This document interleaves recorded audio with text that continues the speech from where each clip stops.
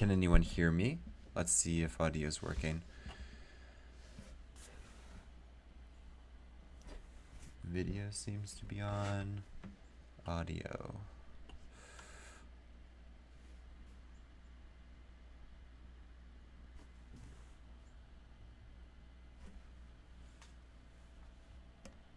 Can anyone hear me? Let's see if audio is working. Video seems to be on. Audio.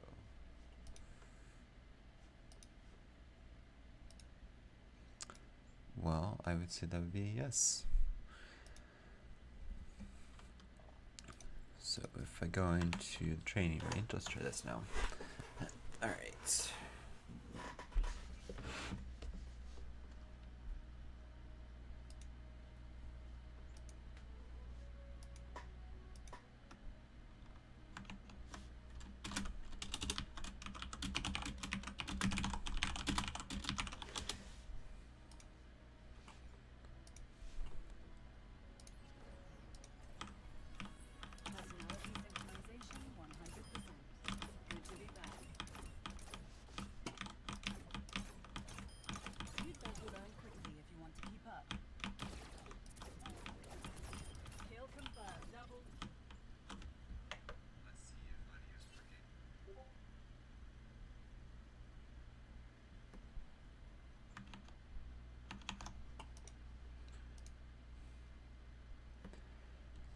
Hey, Baston. Okay.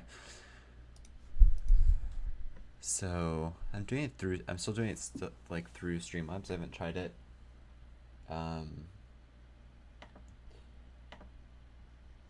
Haven't tried it like without Streamlabs. So I'm using the encoder still. And there seems to be.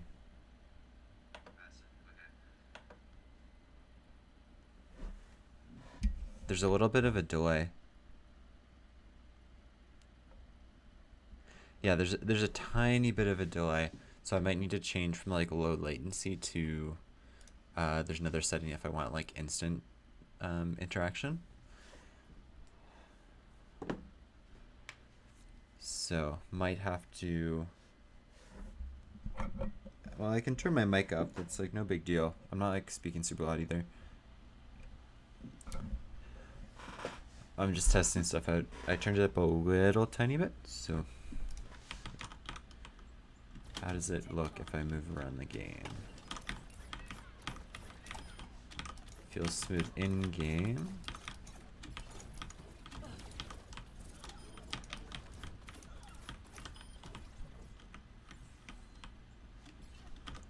Yeah, and it's typically a little bit higher when I stream. But like 70, 80 is pretty normal for me.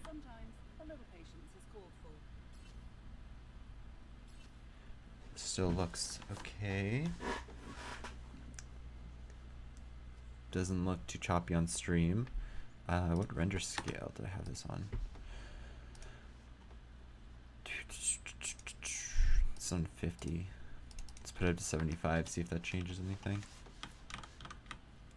Because it gets choppy on Twitch, so let's see if it does it on YouTube.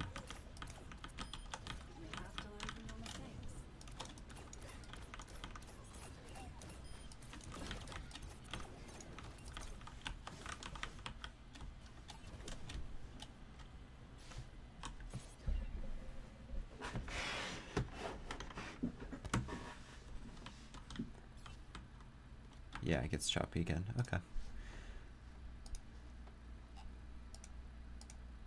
Yeah, okay. Yeah.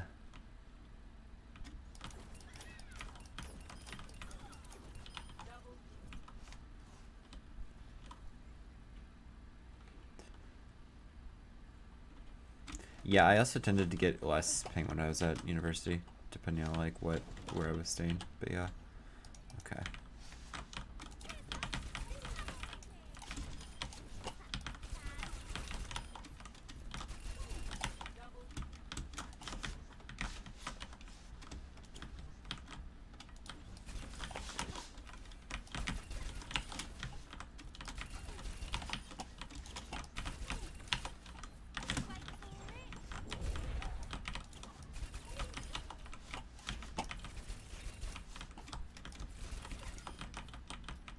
looks okay. Just slightly off? Yeah, because I'm not using my fucking headset mic right now. I'm using an actual mic. Okay, Quantum is my sister's account. I don't have a brother, so... Wait, did that not kill him because of the slope? Huh.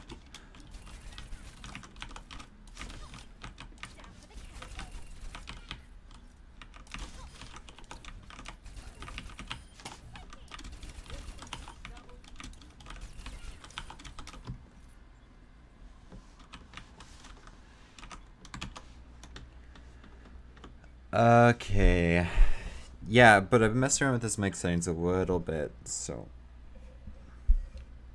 Might be... I don't know. I haven't listened to it. Well, it's because I'm using an actual mic, not a headset mic. Yeah, Quantum's usually the name that my sister goes with. Alright, let's try webcam. Do I have webcam set up on this? Let's find out. I think I do.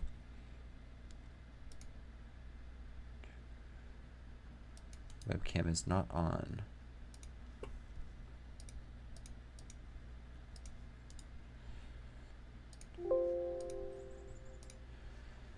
Add source. Okay.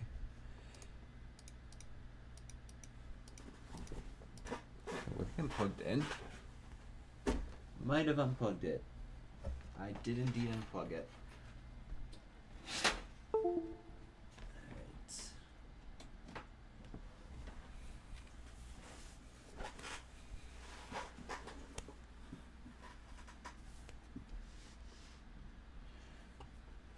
Yeah, Quantum's typically short for like Quantum Locked Angel or whatever, so it's typically what she goes with.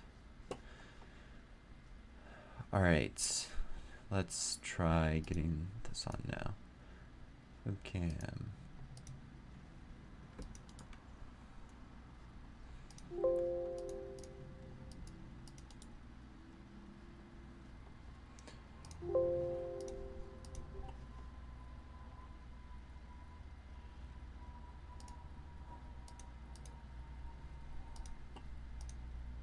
There we go. Hair's not brushed or anything, so please forgive.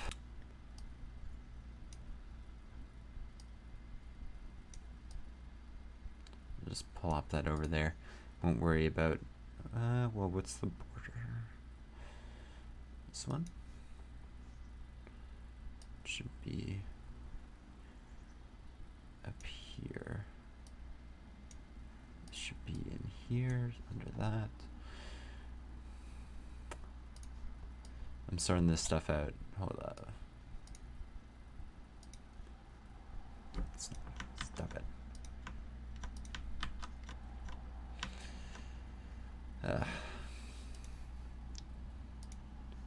Just this one.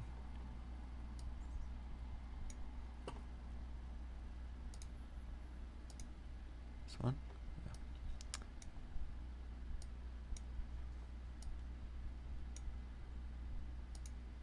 There. Sure. We'll go with that.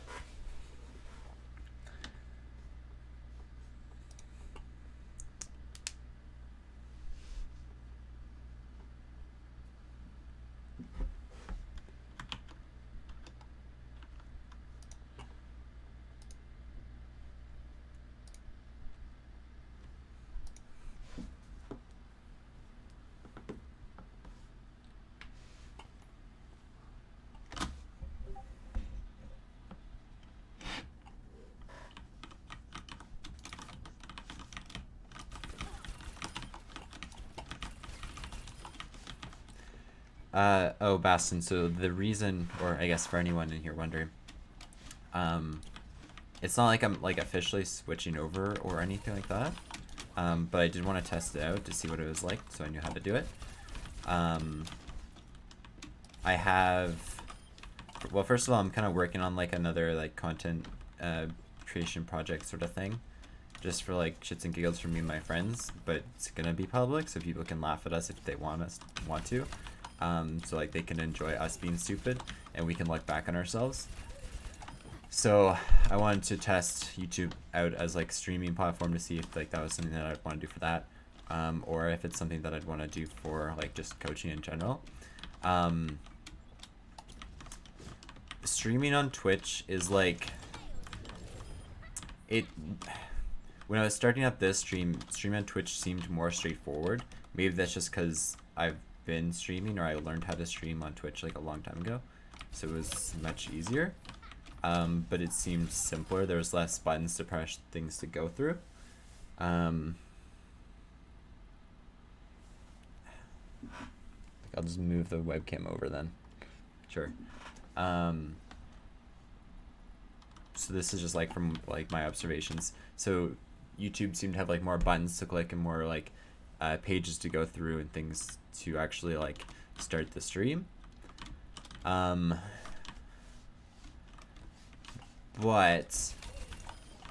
YouTube has more viewership. Also, the discoverability on YouTube is much higher, so there might be more people on YouTube, so it might be harder to get like viewers or something. But the thought process is there's more people on YouTube, right? There's more viewers. The saturation of viewers to content creators is more favorable for content creators on YouTube than it is for Twitch, right? And it's much harder to get discovered on Twitch than it is YouTube, essentially, right? Because you can get in recommended tabs, right? There's a lot more ways for people to actually find you on YouTube, right? That's the thinking, right? And some people have like said this and agree with this and whatever, right? Because you have a lot of people on Twitch who stream like for less than like 10 viewers, right? Which is basically the category I fall under, okay? And it's not always gonna be easy to find like there could be a 10,000 streamers for Overwatch. Well, I don't know the viewers, how many people stream Overwatch, but you could have 10,000 streamers who are streaming to less than 10 people at a 10 person audience, right? And that's a lot. That's a lot of streamers for such low amount of viewers.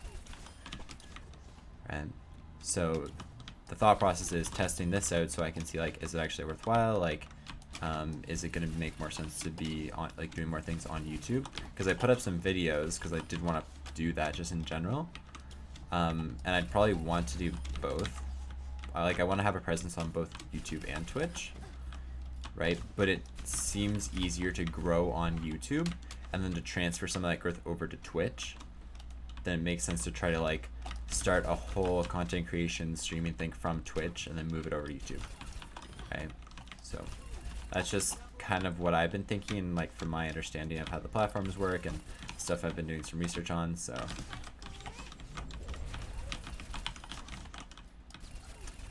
that's kind of some of the thoughts. Ram, if you're in here, that's why. I don't know if you are, but you at me, so I'm assuming.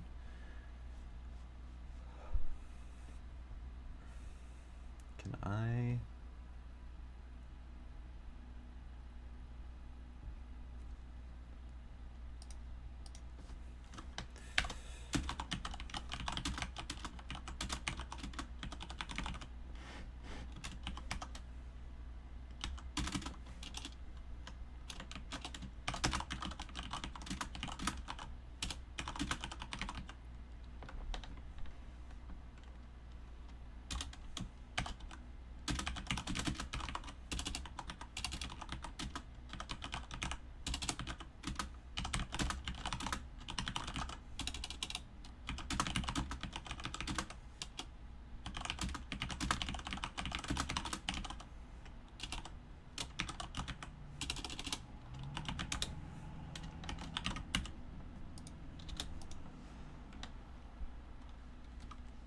Thank you, Baston.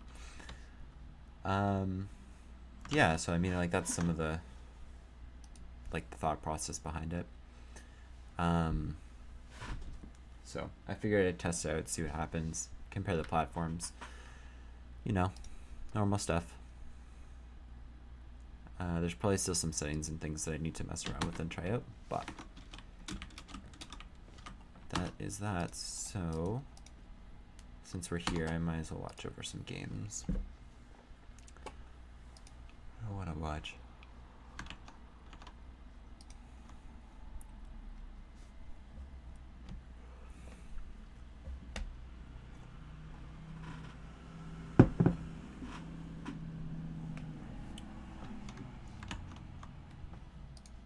Let's just go watch Full Sky.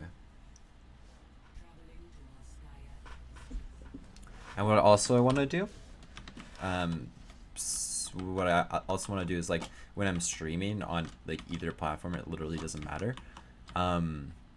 Is I want to like turn something more into a video. So be like, all right, I'm gonna make a YouTube video now, and I'm gonna focus on like this one thing in the scrim. So like I was gonna like, okay, I'm gonna focus on Bana, right?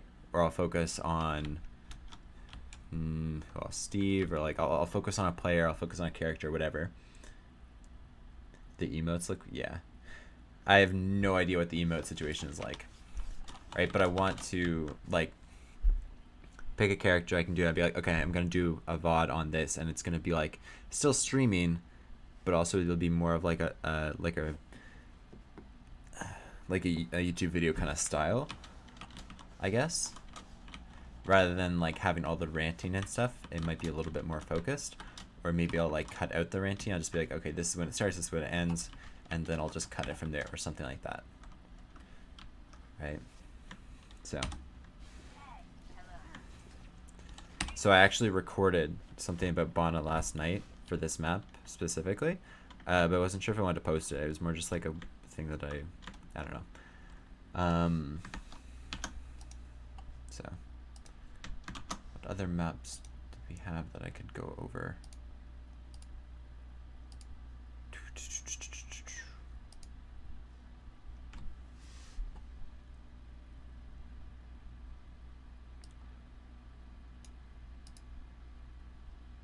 No, I like Full Sky.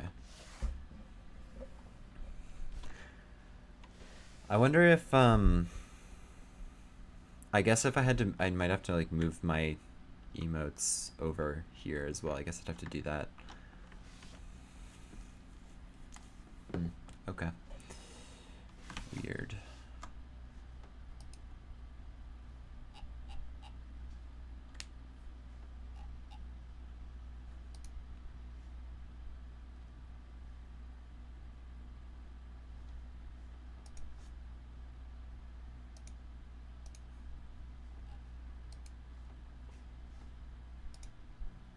Okay.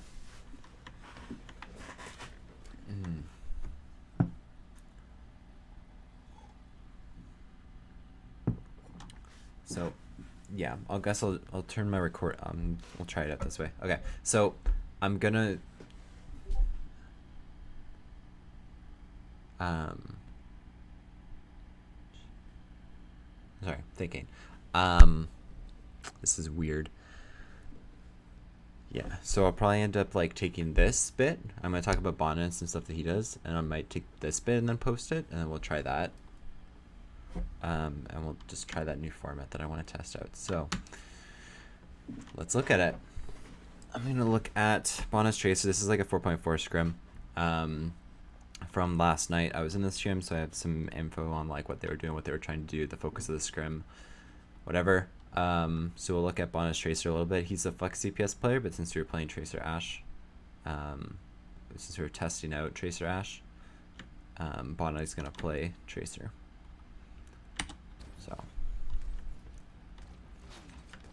So I'll probably point out some like good things and some dumb things he does, but I might use this video as more of like, hey, this is some shit that you guys should be doing as good examples for fundamentals.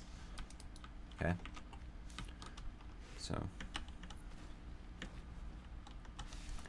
first thing I want to point out, he goes into an area where he might get pressured, uses his blinks to cover that ground as quickly as possible. Okay. So comes through a choke, might get spammed, blink over here, right? It's nice and safe.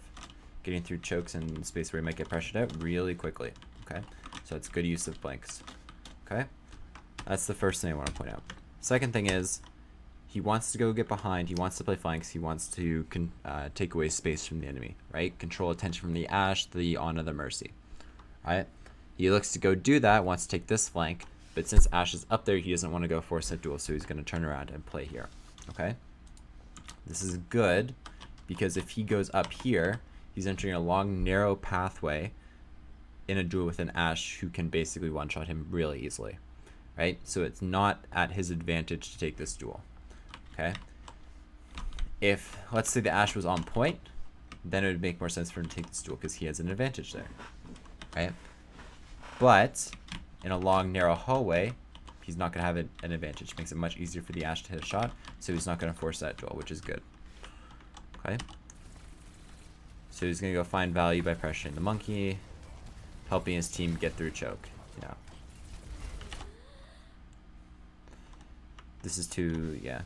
Slight positioning thing. I'd rather have him play like more like this. Just play slightly out of that sailing, especially since he knows the Ashe is up there, so he's lucky here. Potato. What about potatoes, Boopery? Am I a potato? Or is the quality potato? Alright, again, flanks, right? He doesn't want to come from the same angle that everyone else is coming from. So he positions over here, right? Cutting off the angle so the Ashe can't pressure him, right? Not in a position to shoot him. And if she is, she puts herself at risk, right? But he's coming from a different angle and pressuring someone on point. This is good. So just look at his positioning, DPS players.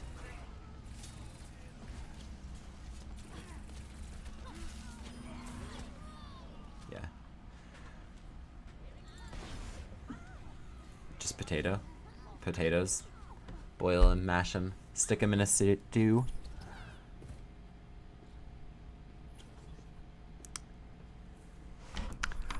Potatoes. Yeah.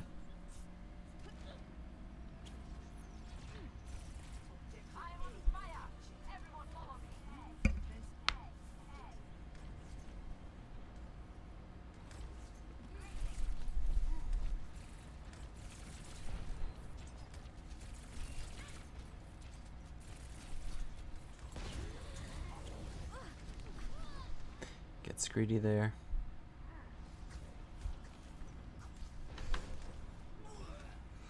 Yeah, this delay is like...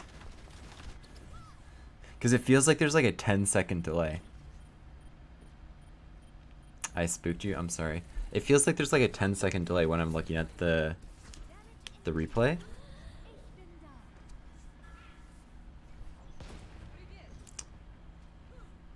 I can do ASMR with this mic. Look at this thing.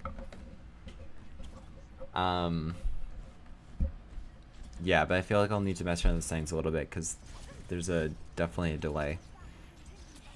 And I like interacting with people more quickly. It's throwing me off.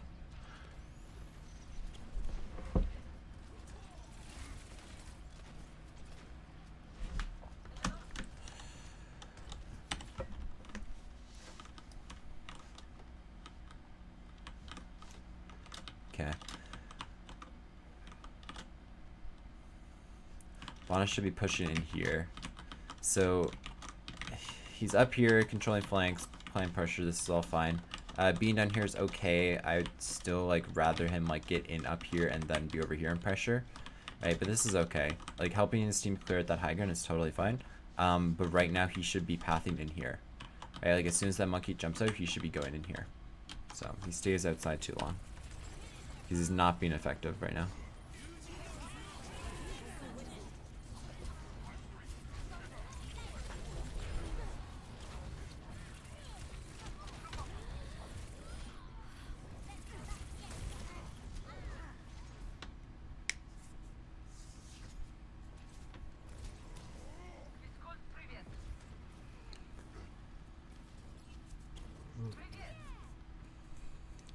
How's everyone doing today? Is this better, worse, same than Twitch? For anyone besides Baston, I guess. Also, Baston, what kind of paper are you working on? Or are you just ignoring me at this point?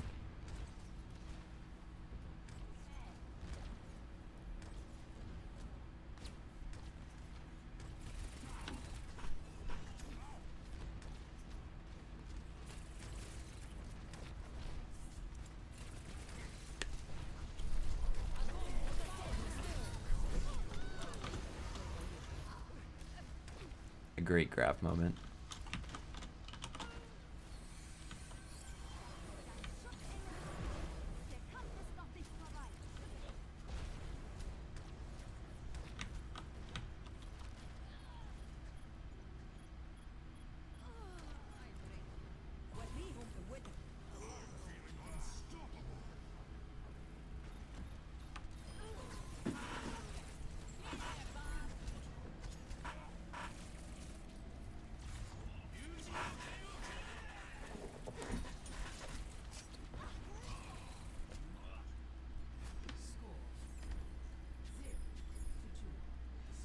That's pretty cool, Boopy.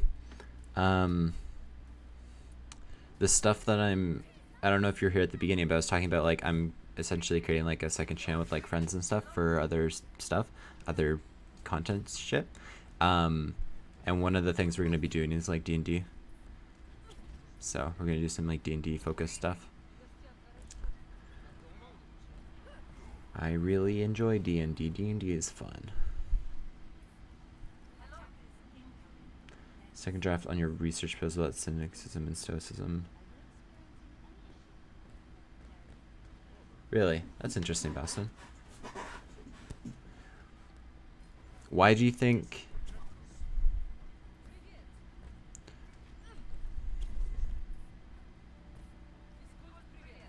Was it... Oh, it's due in 12 minutes? Nice. It's a research proposal and it's due in 10 minutes. Man, you really gotta be on top of that shit. Like, that's not good.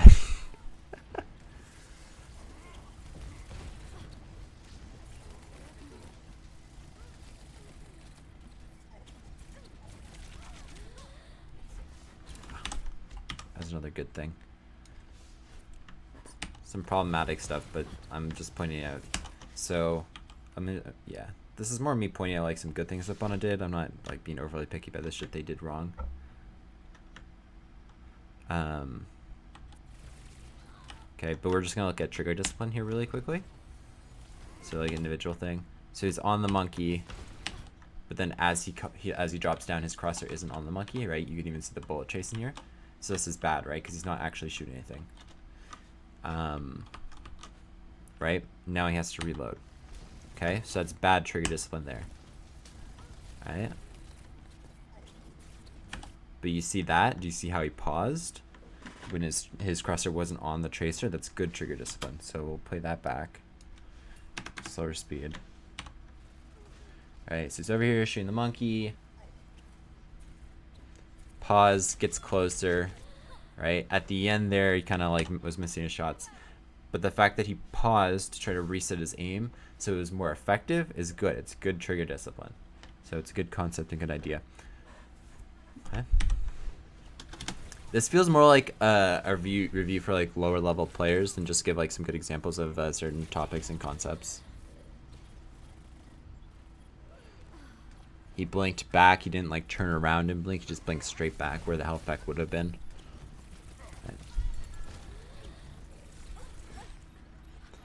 Yeah, I mean, technically I'm not... Oh, he gets rolled here.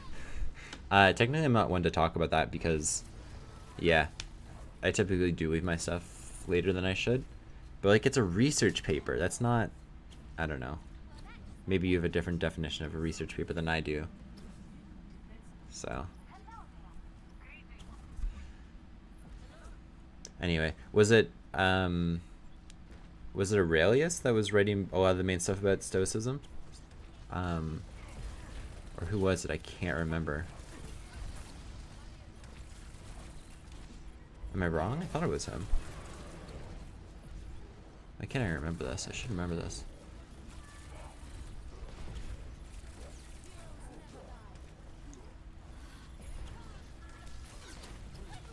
Double spaced or single spaced?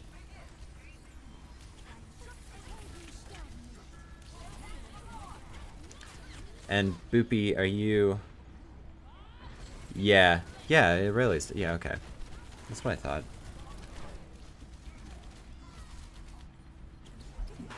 It's been 2 years? A year and a half or something?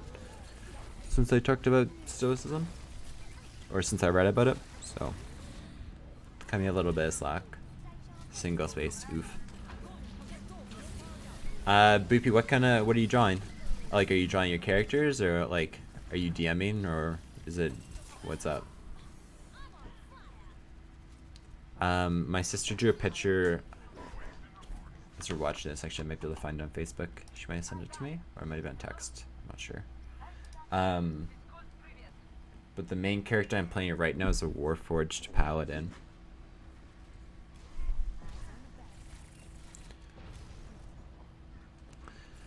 Controlling space, scouting other angles, pressuring the backline. Okay, okay.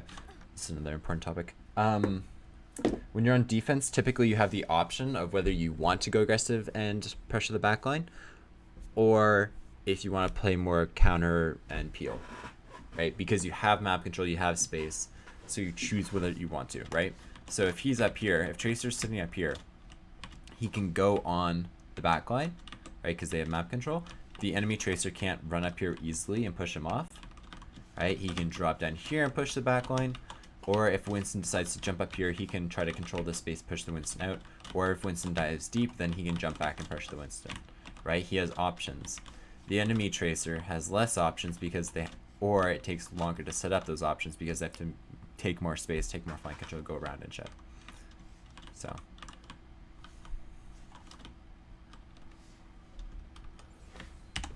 As a defender, you have the option more often than not.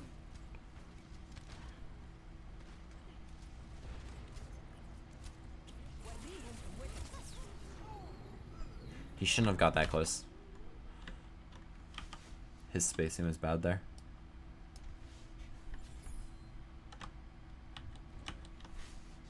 So, where he is right now,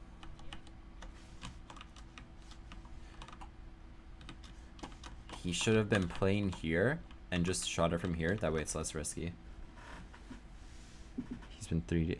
Oh, let me finish the thought, then I'll read that. Right? So he's still within his effective range here, and he can blink in for like a melee to finish, right? But the closer you get, the more risky it is for you as a Tracer player, which is why the fall off buffs were actually fairly substantial for Tracer, right? Because she can play further away while still being as effective, and that means she can be safer and put out still the same amount of damage, right? And with her mobility and her survivability already, makes her quite powerful, right? So he should have been playing here, looking to pressure her, but he got closer, meaning it's easier for her to hit the sleep, right? So look at it from the Ana's perspective, right? She turns, right? Look how much bigger the Tracer is. Look how much easier this shot is to hit, right? Sleep is to hit, right? It's really hard to miss. Right, he almost kills her, but he gets slept, right? He can still do the same amount of damage here, right? Maybe a tiny bit less, but then he just gets a blink into melee, or Winston gets a little bit of cleave and finishes her off, like it's no big deal, right? But he doesn't get slept. He has more time to react. He makes himself a smaller target to get hit, and he's just generally safer while still being in his effective range. So, too close. And they don't end up killing her because he got too close and they got slapped. Awesome.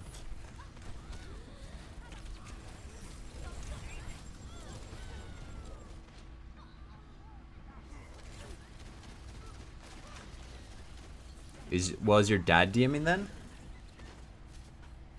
Like, is your dad DMing like for you and your family or something?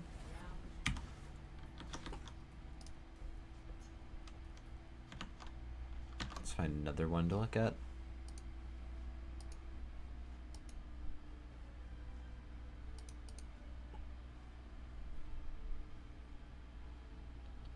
Because that's pretty cool.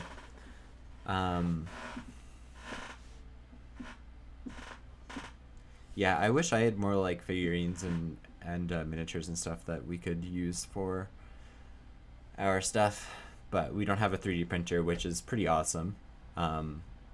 That you do, right, or have access to one. and then it costs money, and we're all like students and stuff, so you know, don't have a lot of disposable income right now.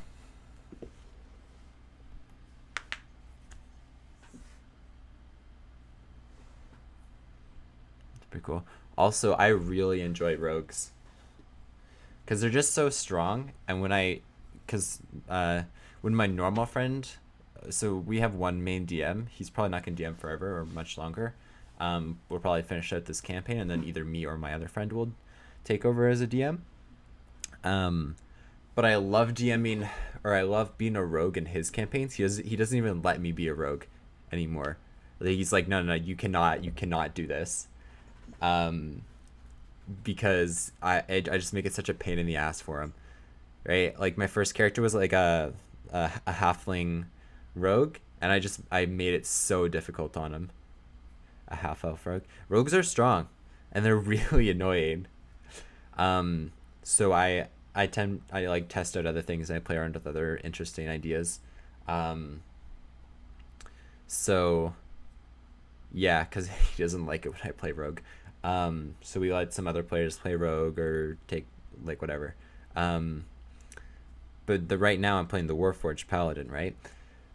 So if you don't know what a Warforged is, I don't know what you get, how much familiarity you guys have that, but like it's an expanded race, essentially a robot created for Warforged, right? And maybe I should just change this to just chatting. Which one do I do? Let's do.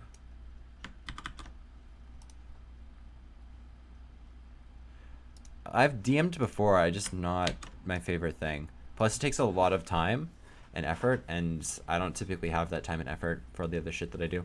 Don't want to look at. Let's keep watching Bana. It's interesting. And so he's a paladin, right? And the backstory of our world is that a long time ago, I don't remember the exact years, but a long time ago, essentially there's like an evil wizard trying to destroy the world, blah, blah, blah, blah, whatever, right? And I, as a robot, was created to fight in that war. That's how we fit the Warforged backstory into the campaign, right? And I was one of the ones who helped defeat this wizard in like this alliance and shit. Or my race was, and I was one of those warriors. But fast forward however many years, I have amnesia, and I'm trying to like remember this, and like there's all this other shit going on. And essentially someone's trying to bring the fucking evil ass wizard back, and we're trying to stop it. But my robot has amnesia, right? And he doesn't. Paladins typically, like the trope and stereotype for paladins is, right, they swear an oath to a god, right? But 5e doesn't actually like specifically say it has to be to a god, right? Other versions did, but 5e didn't. It's kind of like leaving it a little bit ambiguous. So I talked to my DM, and basically what we did is I'm basically like a remembrance robot, right? So I've had to deal with like all this like suffering and pain and like loss and death, right? Because I was made for this war. So my power comes through like my oath of like remembering people and honoring their death and whatever, right? It comes from the oath itself, and not necessarily like some god that I'm attached to, right? So like all that pain, all that suffering, all that love and all that stuff, right? That's essentially the source of my power. I have like a compartment in my chest, like where my heart would be, and that's where I keep like a list of like literally every single person that I've ever lost or that has ever died, right? So a bunch of characters from our campaign I have, and then I have a bunch of people from like years and years before from the actual war, right? Yeah, so like shit like that. Changeling right now, just to be different, purely inspired of my friend. Yeah, sometimes it's fun to go against the tropes, just like the tropes and stereotypes. Like, yeah. Initially when I first started, I was like, yeah, it'll be a bit edgy, whatever. I have so many ideas. The one shot we did. I'll tell you about the one shot in a minute, but I wanna finish up on Boopy's thought. Yeah, I hate following tropes. I have a list of like character ideas in my phone, just in case my Magoa dies. That's my name of my Warforged. So okay, look, I'm really awkward and awful at RP, but more and more I've been getting more and more into it, especially around my friends, because we're just like super open about whatever, right? Right? It's a great atmosphere to play D&D in, right? It's fucking contagious. So especially when my DM like role plays, because he's a big like theater kid into like acting RP as well, right? So we'll get into it and like we'll RP together, and it's really fun. And my friends are more and more getting into it, and I have as well, right? Not like outside D&D, like not anything weird, but just like in D&D when we're playing our characters, it's kind of interesting. Yeah. So yeah, Arcane Trickster's really fun. If you want, especially if you want like more utility in a character, yeah. I'm sorry, this is turning into a D&D. Yeah. Bonna shouldn't be here. He shouldn't be pathing this way. Yeah, but Arcane Trickster is really fun. That's the first subclass that I went when I was playing my rogue, because that was the first character I made. But the character for the one shot, so essentially Bonna should be going this way. Side note, Bonna should be playing over here and pathing this way, so that he can pressure this angle, or come in here from this way, right? So either comes in through Mega, comes over here, or comes across here, right? Different angle, different flank. If he comes from here, it's very obvious, easy to shut down. He's not in his effective range, so he's easy to pressure out. Or if he goes point, he's kind of just stuck here in the open. It's much easier for him to kill him. So pathing this way to either come through here to get to their Mega, or come across this way, main, then that's much better. Okay. You could play as Stoker. Yeah, you could. Yeah, insane utility. Spellcasters, I like... No, Bana. Babana. Babana. No. Bana. And make sure you pronounce it correctly, otherwise he's not happy at you. So my character for this one shot, I had like 3 hours to create it, right? It's a Luxodon, right? So Luxodons are bipedal elephants, so they're up on 2 feet, right? Let me see if I can find a picture. Luxodon.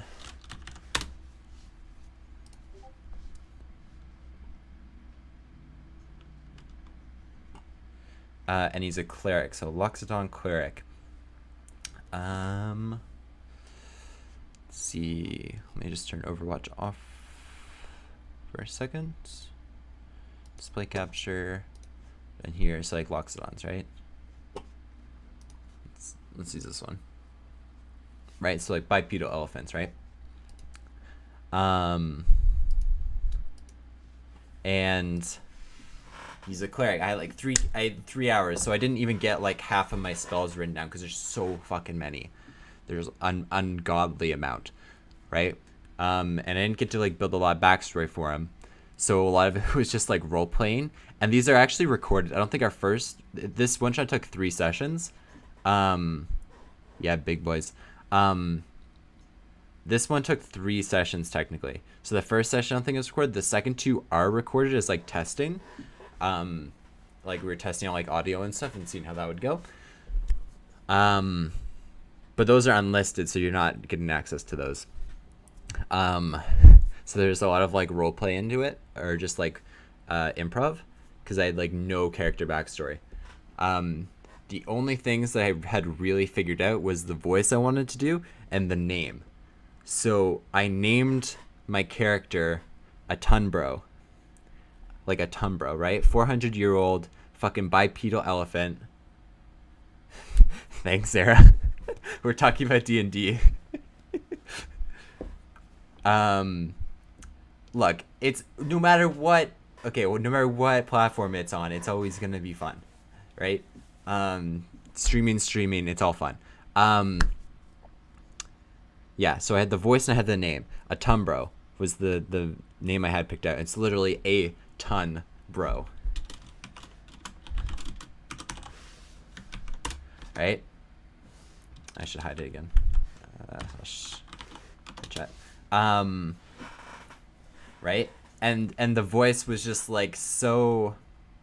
Do you guys want to hear me do my shitty voices?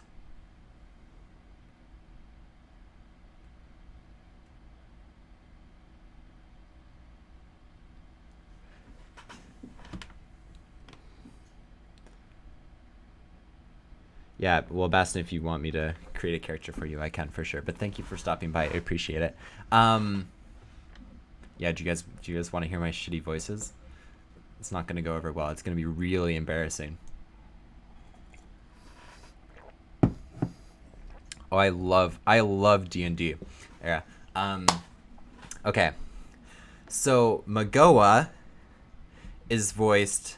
It's like dropping down, so it's a bit lower. So it's like, my name is Magoa, and I'm like dropping it down here, right? So I drop it a little bit, and it's like really bad, right? It's really funny.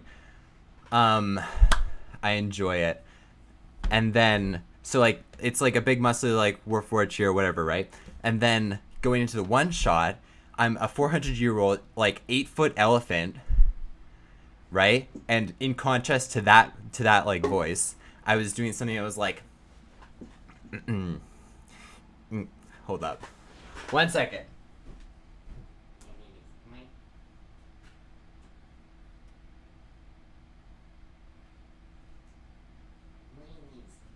No, that's not right.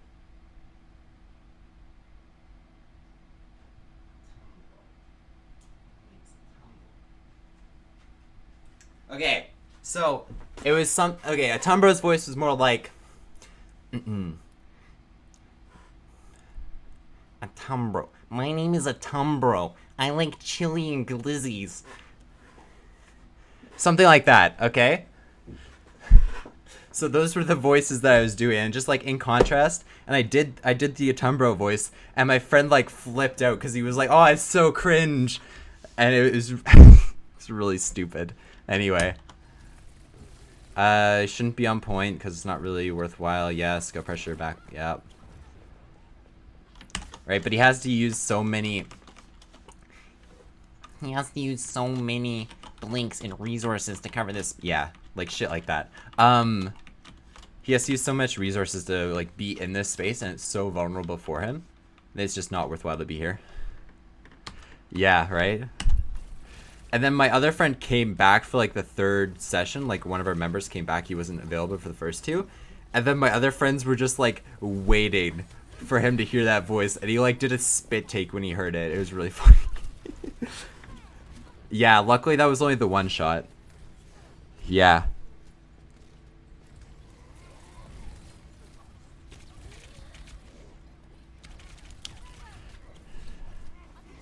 Yeah, my voice would give out pretty quickly there. I'd have to like take breaks. I usually have like a lot of water with me.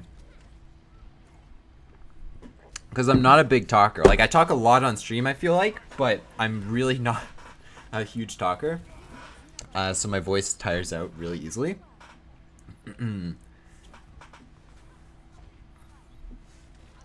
So, yeah.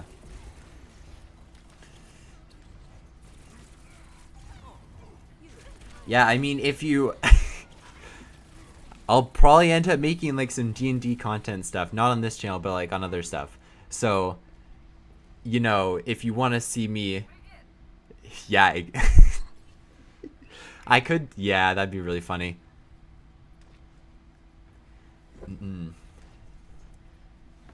Do like high-pitched... I could like...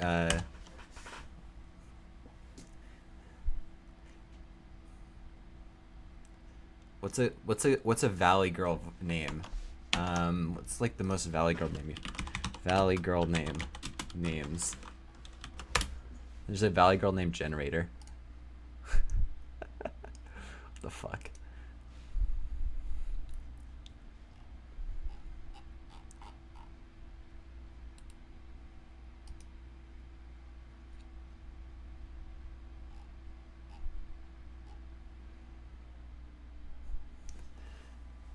We'll use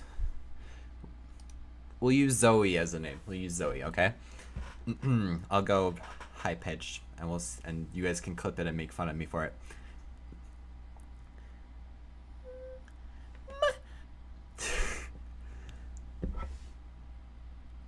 Really, Zoe is? Yeah. Yeah.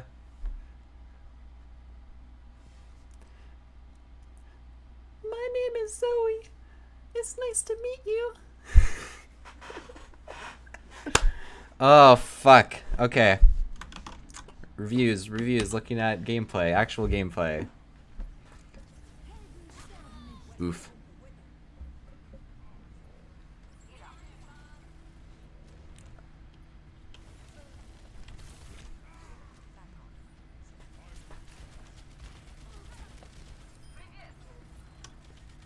Yeah. Okay. I don't want to watch this one anymore. You can't. I know. It's so. I mean, it's also cringe. Everything I do is cringe, especially in D&D, which is why it's great. Right? Like, I feel super awkward doing it right here. Look, give me some. I don't think you understand. I really enjoy D&D. Like this could just turn into like a just chatting.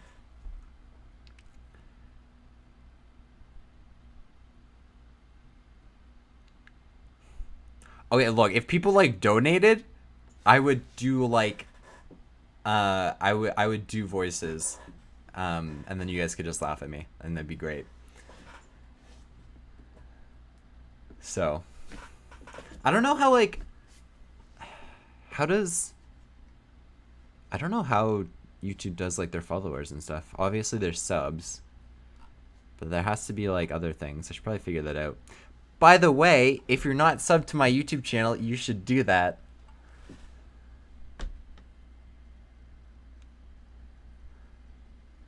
Oh, I'm way like no, Boopy. Like my friend group is very like I don't know. We're just like super comfortable with each other, right? Like over the years we've known each other, so it's way more awkward for me to do it on stream for like random people than it is for me to do it to them friends in real life. There are certain friends in real life that I would have trouble doing it to, but I don't know. It's different. Make sure you smash that like button. I think I just peaked my mic. I don't know. I think sub notifications can be, because I could like make a post. I could like make a post on YouTube, be like, hey, I'm gonna stream, and then you get the notification if like you're subbed. So I'm not sure. It's definitely something that I have to look into. But I know they have things for it. It's like custom emojis. I don't know.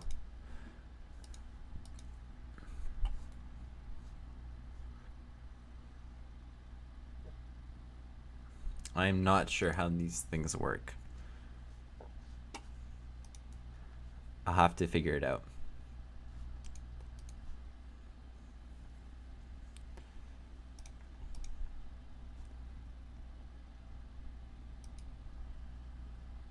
Maybe I should here. This is what I'm gonna do. I'm gonna go watch some like owl games, and that way we can just have that on the background. So it's not like, yeah. So we can look at that. So I can still say that I'm fucking doing reviews. I'm just kind of like half paying attention to it, but I have so many like D&D stories, and this can just turn into like fucking story time. This is on 9th. Is there any newer ones? Hold up. Last one there was 9th. So let's see if there's any on current. Yeah, well, I think you can like these, like you can like and dislike these streams and videos. 23rd. Let's watch this game. Let's watch Shock. It's a little bit loud. Let's look at care. Ready for battle.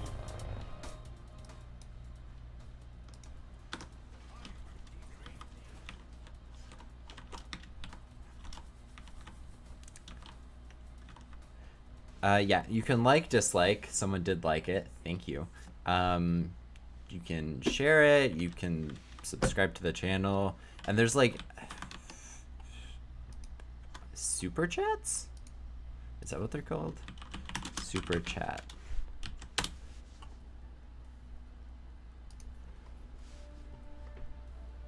Super chat and super stickers are the way to monetize your channel through the YouTube Partner Program. These features let your viewers purchase chat messages that stand out. Pin, blah, blah, blah, blah. I don't know. Yeah, that's definitely something I'll have to like research and look into. But I've been playing D&D for 3 to 4 years now, so there's a lot of stories that come in on that. So if you want to hear me talk about D&D, I definitely have something for you in the future because new channel, new stuff. All right, let's talk about fucking comps here.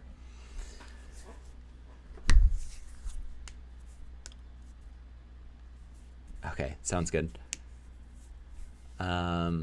Shock is on attack. They're playing Ashe Sombra.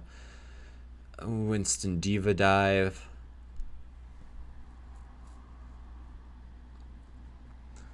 Diva does better now that Brig isn't being played as much, but like, yeah, Zarya is still good with dive and still strong into double shield because pulls rocks and stuff. So Diva's okay, but Zarya still has some prevalence in the meta, even without Brig. But a lot of the reason Zarya was played was because of Brig.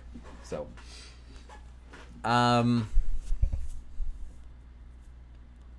Mercy to pocket the Ashe. Ana, so you have another main healer so your tanks don't get fucked and your Mercy can actually damage boost and get value. Rain is playing. They really need to fix the Rain's icon. Like, you can barely see the fucking bird. You can barely see it with like the red banner.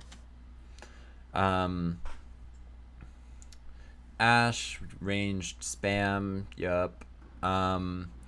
They're playing the Mei and the Lucio. So they have spam components. They can play it as a spam, but they can also use it like a brawl because they have Lucio. So they can run at them if they want to. So let's watch and find out. Scouting, they know they have a Sombra. Diva goes take high ground. Yeah. So what's probably going to happen is Diva's going to play like up here, or she's going to appear from like on this side. Right, Sombra's going to be like over here from different angles, so you have 3 angles coming in. And they're probably going to time up their Ashe pressure when they jump in. I would be surprised if they don't try to jump in now with the dynamite. Okay. Yeah, so they'll probably try to push with the dynamite as well. So dynamite into the angles. So they've taken away map control. They're ready to dive. Forcing them back. Maybe they don't want to... They might want to force them back here first and then enable a dive. So that might be what they're trying to do. That's might be why they're playing slow.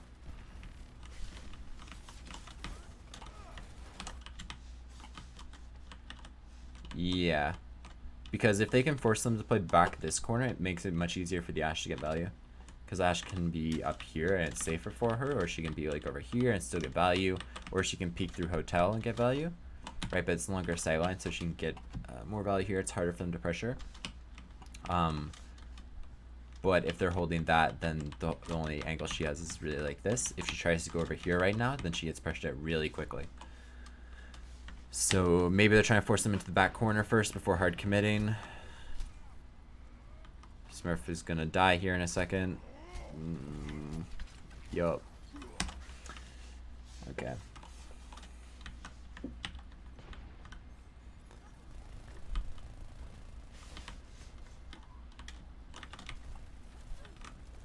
I don't know. If Shock want to force them back, they need to apply more pressure. Like they need to soft dive and then back out, because otherwise they're not gonna force them back. If you don't apply pressure to a team, they're not gonna change anything. Right? So if you just let the team sit here and spam for free, they're not gonna change, they're not gonna move. Right? You have to apply more pressure. Maybe they just want to build EMP to force the fight. But still, like, they have a neutral fight win condition, so.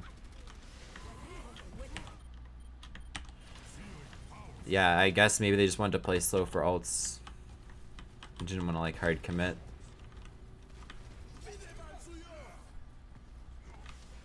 Okay. Right, so apply pressure, they're forced in the backline. Where was Hans? Why was he over here? That's really greedy angle. Like playing in here and then slow peeking out or something, or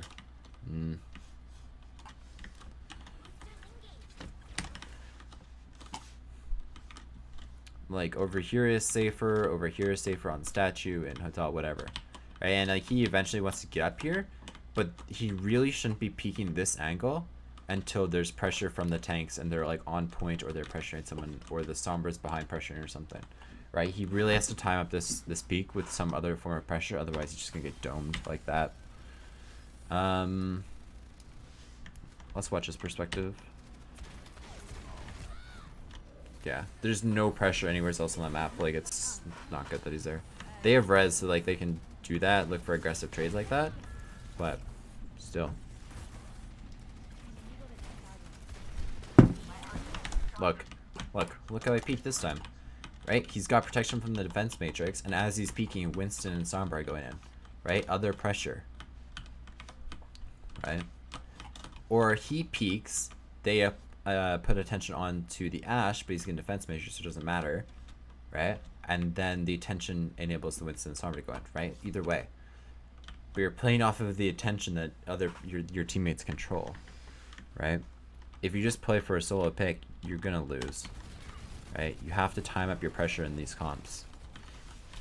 If you're playing some sort of like hybrid comp with like a spam character or long range DPS, brawl or dive or whatever, you have to time up the pressure, otherwise it's going to be a shit push. Smurf's about to die. And here they turned it into more of a brawl. They play in hotel and they turn it into a brawl, yeah. Actually, I want to watch that EMP again.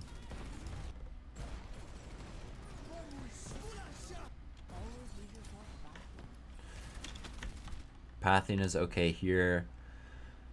Masa, they probably know they have EMP, so they're gonna probably try to put someone on an angle or someone safe. So Erster or Dogman, I guess, probably. They didn't get hacked. It's good. Good reaction ice block, I think. Oh yeah, you missed it. So Diva mainly lost a lot of relevance versus Brig, right? But since teams haven't been playing Brig, she has a little bit more relevance now. Like Zarya enables the dive versus Brig and hard CC, so she's good. All right, so Zarya's good in a game where Brig is played, because Zarya's not gonna get poked out. Zarya outbrawls the Brig if she has charge, right? Because you just melt her, right? But Diva gets poked out, booped, bashed. Like, Diva cannot apply pressure to a Brig backline, and she just gets Inspire proc easily. Like, Diva's a Inspire battery, right? So you just can never pressure the backline. It can never kill her with, or kill an enemy backline with a Diva, right? And with the bash rock, right, in the double shield comps that people were playing, it made zero sense to play Diva with it, because she's not going to enable the dive, right? You need to play a off tank that's going to enable your Winston to dive, which was the Zarya bubble, right? To block the halt, block rock, block bash, eat up CC, right? But with Brig not being played as much, she has more viability, right? So against this comp, I don't know. She also, okay, so D.Va also has more viability versus like long range DPS. Hey Boopy. Yeah, D.Va also has more viability versus like long range DPS, or if you want to take high grounds. So if they have an Ashe up here, you can use your D.Va to contest that more than a Zarya.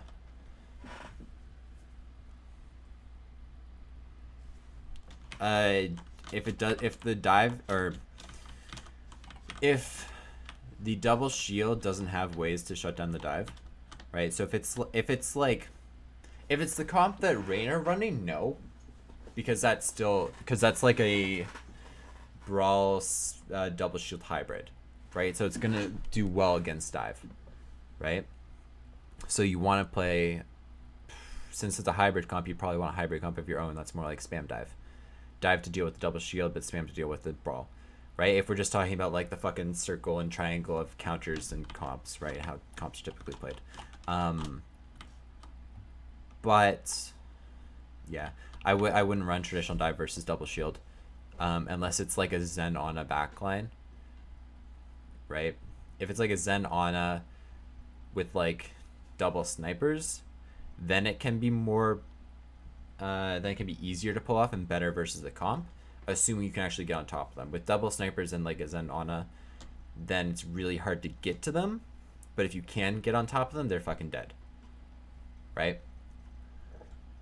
Double shield is typically weak versus dive because double shield's shit in rotation. Dive can take space really quickly, get on top of people, force rotations, right? Dive can contest off angles and spam like traditional like double shield spam, like static spam, wants lots of map control and off angles, but dive can get on top of those angles really quickly, therefore shutting down, right?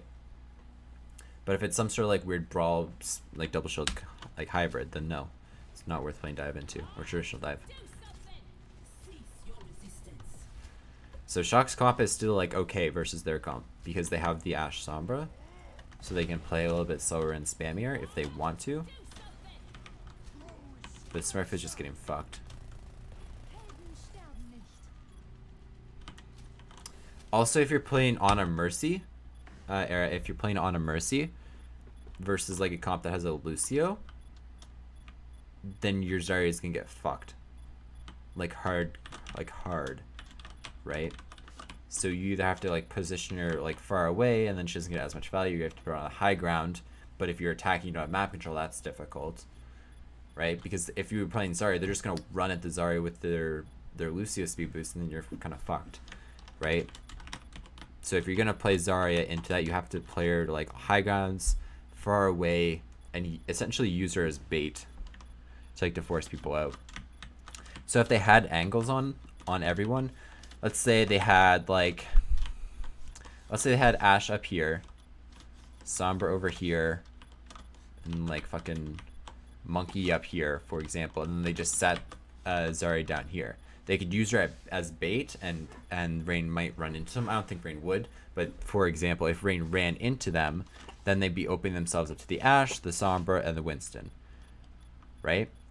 And then potentially those three can collapse and then create opportunities there, whatever, right? But Zarya does not do well if you're playing versus Brawl, because she just gets ran over.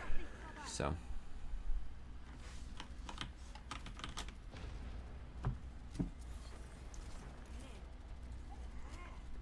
or that's how you should be playing, like some sort of Brawl variant versus like a Winston Zarya dive.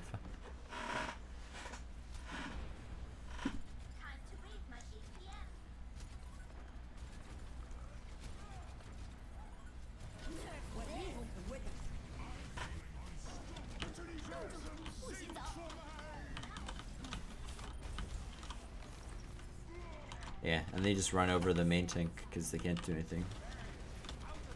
But see, if Smurf survives for a long time, then you can get a lot of value because your Ana survives and your Sombra and Ashe get value. But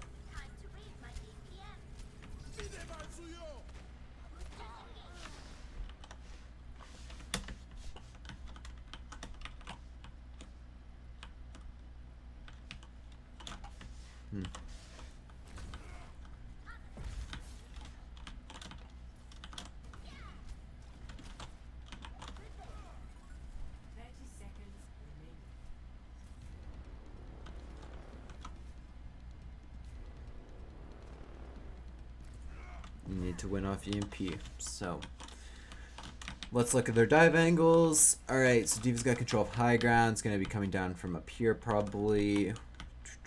Winston looking over here. Might dive in from over here, or he could come over here and just drop. If they want to play it slow, then having Winston up here might be best so that he can go pressure this, because notice how they're split. Right, they know they have EMP, so they're going to play split. Edison has Bob, yup, so it makes a lot of sense for him to be split. Yeah.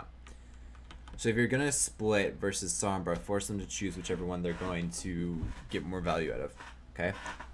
If they EMP the tanks, first of all, tanks, higher health pool, right, they can survive longer.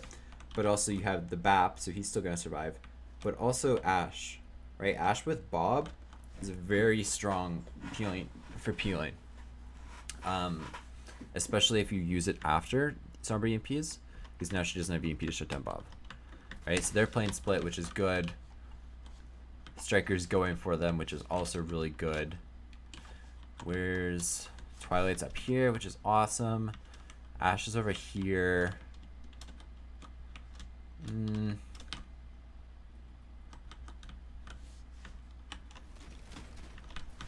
Yeah. She rotates over here, that makes sense. Yeah, okay. Better angle.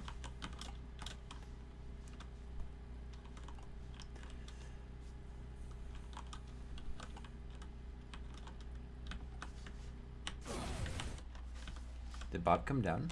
Where's Bob? Bob is there. Oh, that's actually sick. Okay, so the animation for Bob as he was coming down from the, I don't know, fucking heaven, wherever Bob gets deployed from. So because it was like virtually in time or in sync with the EMP, he doesn't get hacked here, which is actually really cool. But they're going on this, which is correct. They're going on Ashe. I don't really like that as much. They could have burned the BAP much easier there. Maybe they felt like they could have burned the Ashe because they could just DM the BAP and then she doesn't get heals. But I think going after BAP is much more effective. I don't know why they chased after her. And I don't know why Smurf isn't there with them.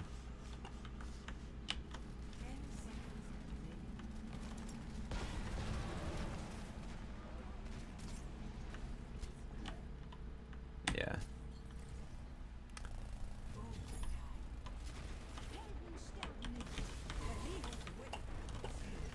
Yeah, I don't think this attack is very good. What the fuck? Like, their comp is fine. I just think their target priority on that was kind of off. So, weird.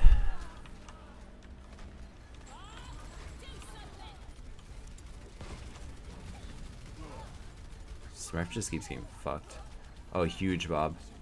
Bob pops off. Bob is such a good ult.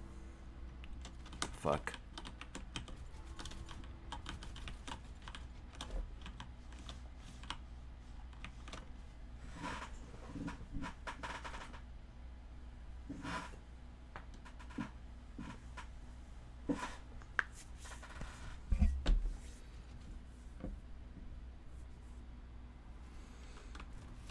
Let's watch Oyster.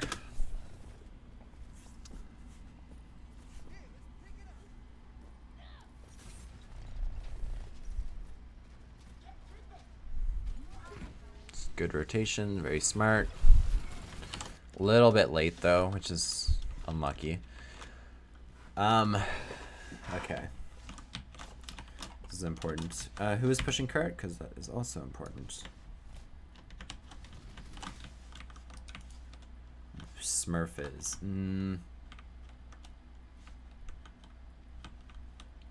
Yeah, it's okay. Yeah, that's fine. That's fine. Okay. So Rain, if they'd been here like a second earlier, this would have been a better rotation, but it's still a very smart rotation on their part, because you want to get it early here so you still get the 2 fights, right? But you're not taking as much spam and you're not like as this one. Also, if everyone got short rotation, it's much quicker to go this way, right? Because you can just have everyone path out subway, but I don't think that's what they did, which is why they might have been late.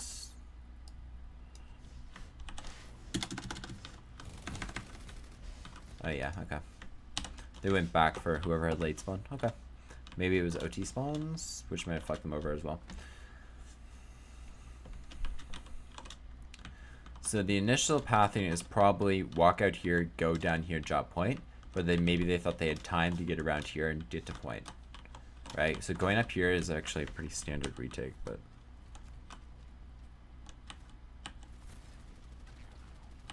Yeah. Yeah. Going up here or going through tavern. Pretty standard retakes because they're playing versus like a spam component as well, right? They don't want to... And then they wrap all the way around.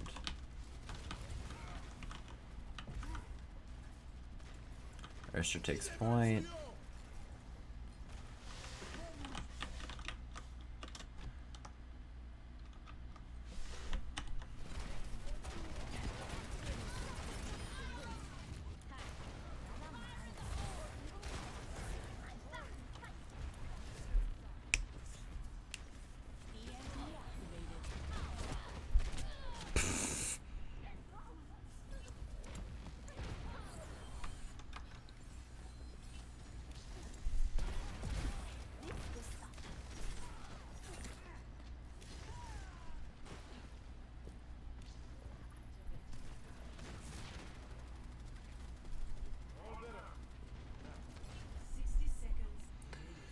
Shark's got primal.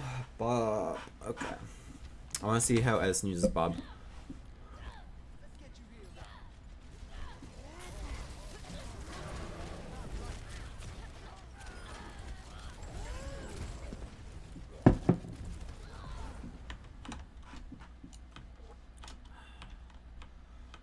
Where'd Bob go? Bob got all the way over here. Did he get booped? Maybe it was just the angle. I really like using Bob at the beginning of fights to take an off angle. So if you use it to like have an off angle here and you start the fight with it, that's a lot of pressure, especially on their backline. You can use it to split their backline from their tanks. You can just use it to shoot their tanks in the back of the head. There's a lot of pressure that comes from Bob.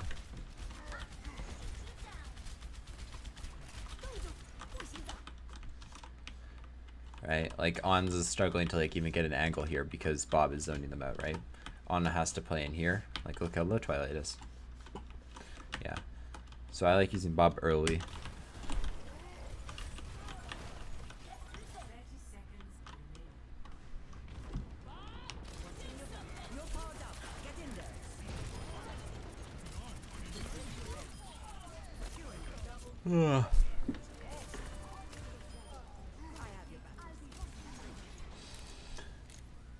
Is there anyone you guys want to watch specifically?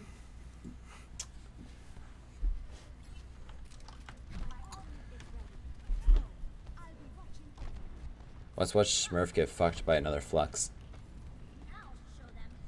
But if there's someone you guys want me to watch, let me know.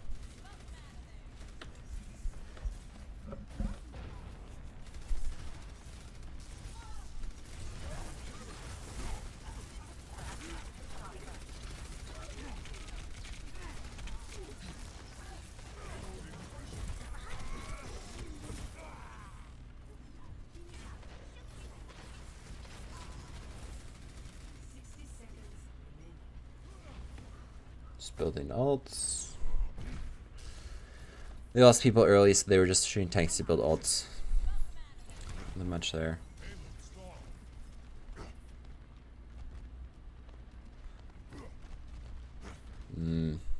Rain go into this with a huge ult advantage though. Wait, what just happened? I got a thing.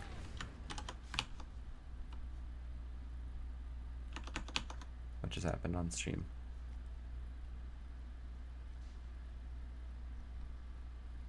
Okay, so that was a follow. I'm still trying to figure out YouTube, okay?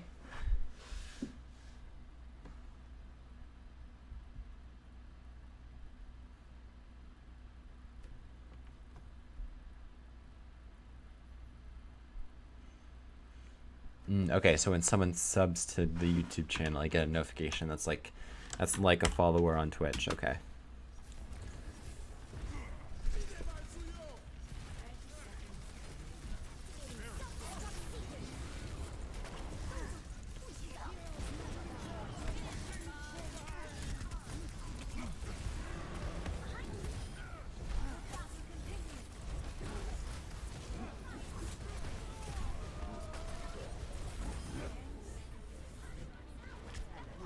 wait. I want to watch that fight again.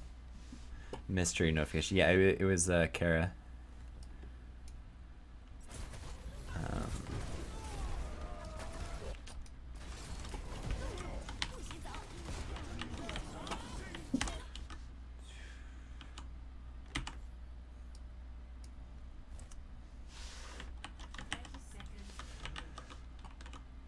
Okay, so Dogman uses window early. Where to use it at?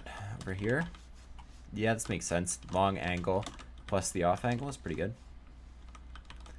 Yeah, look, I don't know. I don't know what to say. It's weird.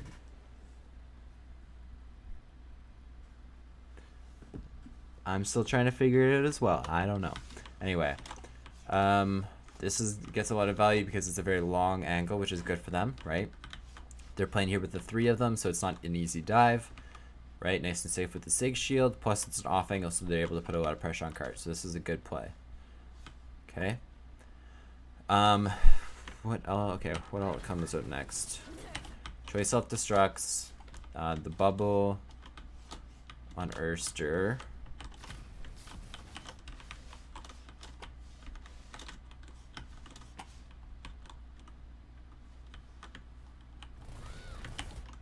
Striker somehow kills Edison there.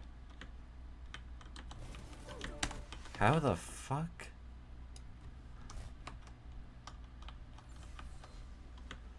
Okay, see.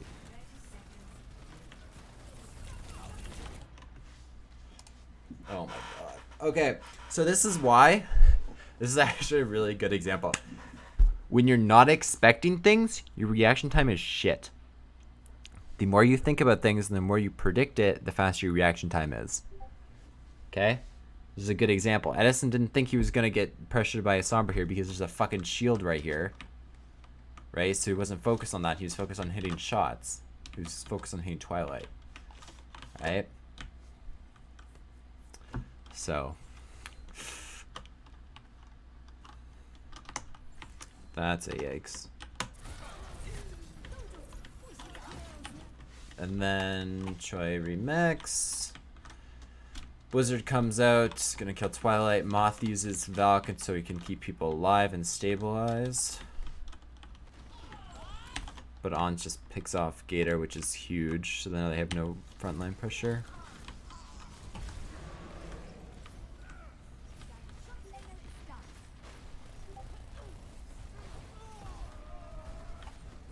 Whack Bob.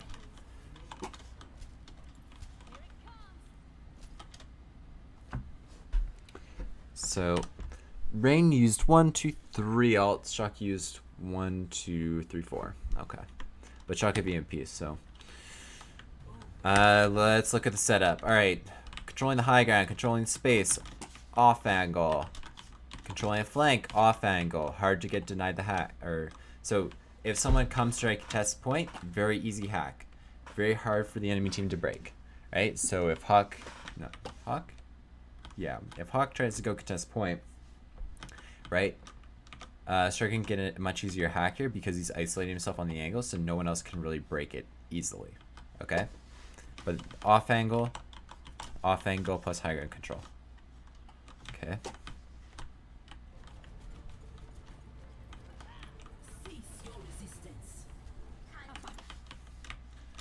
Ash playing high ground, Anna's playing safe in here, right? Able to heal Choi, can help card pressure, able to heal Smurf, right? He can drop or he can play up there. So, good angles. If he wants to, he can swing wide to take pressure and put pressure on point by like doing damage or pressuring the doorways, but he doesn't need to, right? He's isolated himself so that he can't be shot with the Ash, which is good. Which is something I was actually talking about support position wise when I was talking about like Mercy on Anubis for one of my other videos. So another good example of that. Ash high ground, Sombra's down here. This is a good EMP. They don't know how much they can follow up on it. Where'd Masa?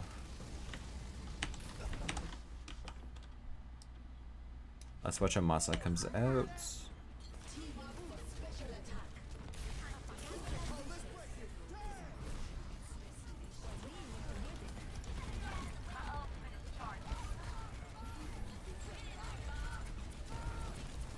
This is really bad. This is really bad for Shock.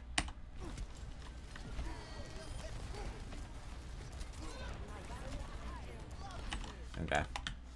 So if Shock doesn't win off of the EMP just outright there, they'll more likely than not lose this fight, right? That's because Rain's comp is better brawl, right? And the fight is going to be forced on point, which means Rain is going to have the advantage in the brawl because the fight has to take point, has to be on point because it's overtime, right? So if they don't get immediate value out of the EMP by getting a pick or forcing like a shit ton of resources out, they're not going to win this fight, right? And they don't, so they end up losing here, and they can't even touch, right? So what needed to happen? Let's watch. Needed to happen. Back a bit further. Bit more. Okay. So the setup here is fine. Okay. So Rain are doing a good job. So I don't want to take anything away from Rain because they actually did a good job. It's a good split, right? Ashe comes over here. Diva's out here to protect her. Diva's not going to get EMP'd, right? Masa is playing smart. He's clearing at this angle as well as playing split. So even if they have EMP, he's not going to get EMP'd with his team. So like Rain did a good job of playing split here, right? It's a good split. Okay. Okay, but the Shock did not time this up properly.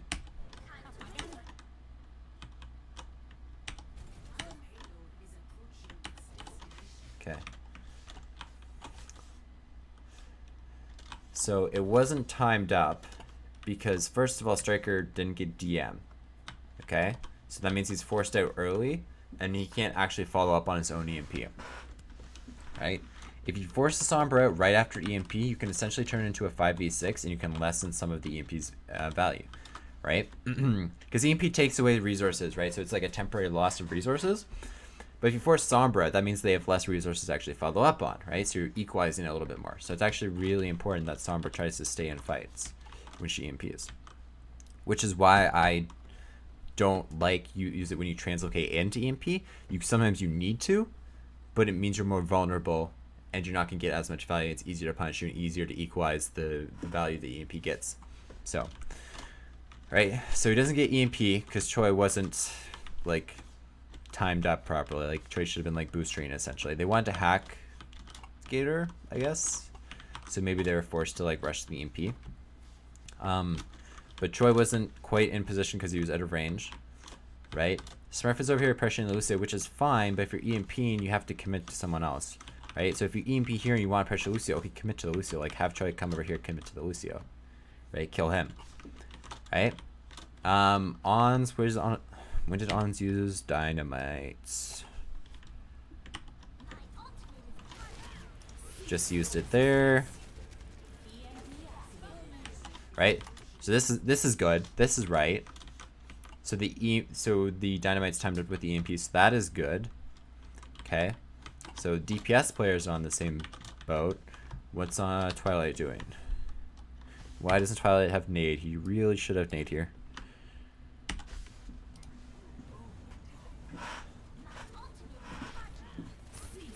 That's so greedy.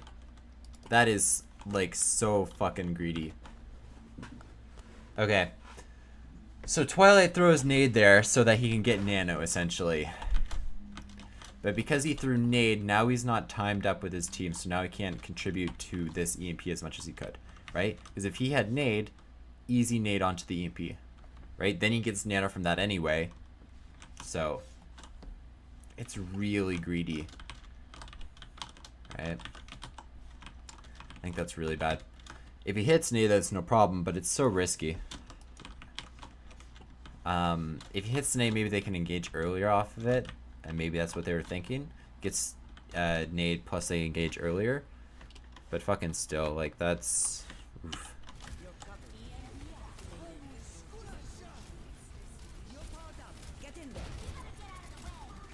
Alright, and now they have to use nade. They have to use nano reactively. Shit.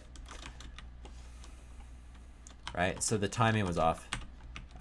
Maybe they thought they were trying to get the hack first or whatever, and they were gonna play slower for EMP or something. I don't know. But the fact that only Ashe was ready to follow up on the EMP was a problem. Winston wasn't ready to totally follow up on it, right?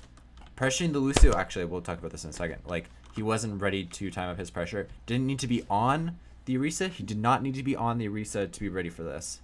Okay? Being on the Lucio is fine, and we'll talk about that in a second.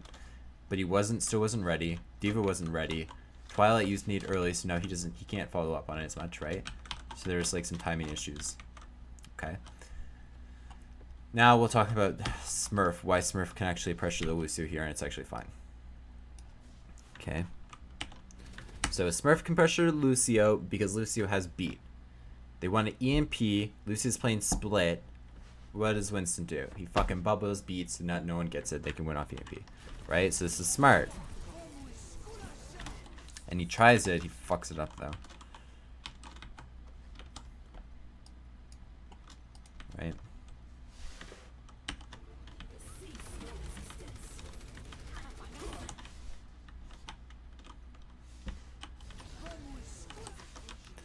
Oh, monkey. Oh, monkey.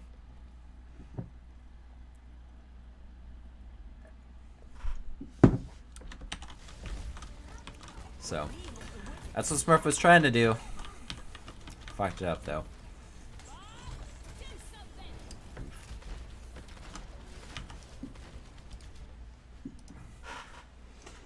How's everyone's day going?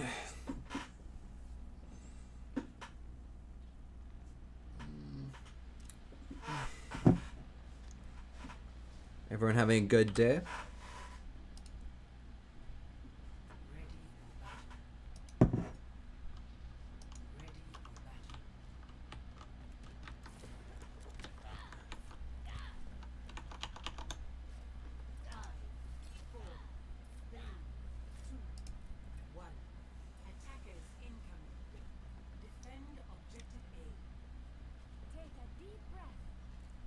Just vibing, yeah.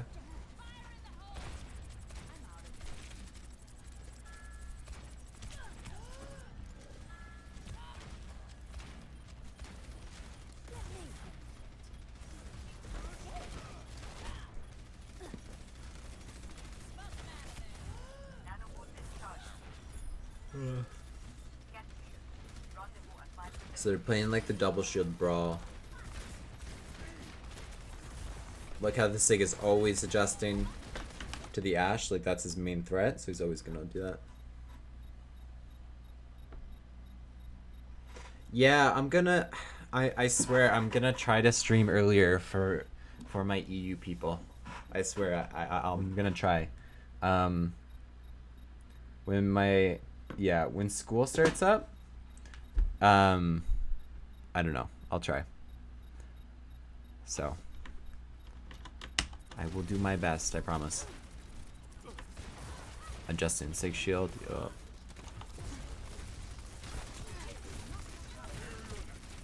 Smurf's dead. Oof.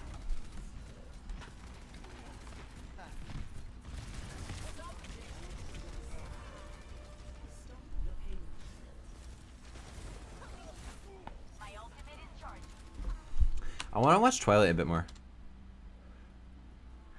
Like I think I'm gonna do like midday streams, so like 12-1-ish.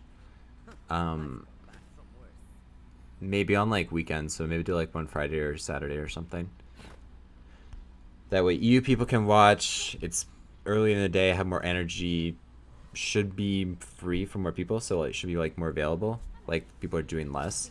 Because if I stream at like 8 EST NA, like 8 at night, then people are scrimming and doing whatever. So, okay. I want to watch Twilight because they're using Hawk's Sig Shield. Oh, do you? Well, I still want to do earlier streams anyway. So Hawk's adjusting his shield constantly with the Ashes, which is good. But that just means that Striker and Twilight should be free to get more nades and hacks. Like that's what that should mean. Right? So Twilight was taking an angle there, which was good. Why didn't they stagger him longer? They should have staggered him. This is why you stagger in scrims. Okay. So for those of you who haven't heard me rant about staggering in scrims, there is literally a time and place to stagger virtually every character in the fucking game. But if you don't do it in scrims, you don't know when that is, okay? So let's talk about why this crew was staggerable. Or not. Yeah, it was Cree. Yeah, Edison, yeah. Okay. So unlucky that Choi woke him up. Right? But every character is staggerable. You don't stagger people when they can kill someone. Right? So if he's about to kill Twilight, then you don't stagger him. But you have Winston Bubble. Winston probably doesn't have Bubble yet, but whatever, right? But you have Winston who's full HP. You have Choi who has Defense Matrix. You have Moth who can pocket your Ana, right? You have Hack. 5 seconds doesn't have Hack. Oh, he's already hacked, I think. Yeah, they hack him. Yeah, he's already hacked, so it's not like he can flashbang or roll, right? Right? So Twilight can literally just play peekaboo around the fucking corners, where Choi and Smurf are just like literally sitting here looking at him, right? And it's not going to be a massive stagger, maybe 2-3 seconds, right? But if you do that a couple times, you take away a whole fight, right? If you stagger one person for 3 seconds, 3 times, 9 seconds, 4 times, 12 seconds. 12 seconds is almost enough for a fight, right? Especially like an early fight. You can get, like, it adds up. I promise it adds up. If you stagger someone for 5 seconds here, 5 seconds on second, 5 seconds on third, that adds up. I promise those little times add up, which is why I think it's stupid that people don't stagger in scrims, because there's literally a time and place to stagger everyone. But if you don't practice it, you don't know.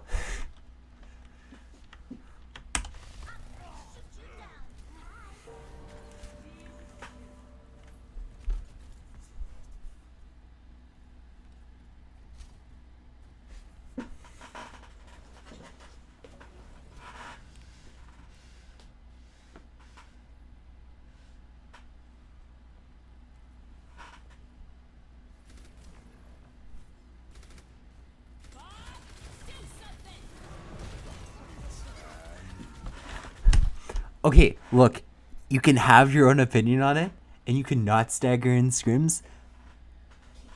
It's not BM. It's not.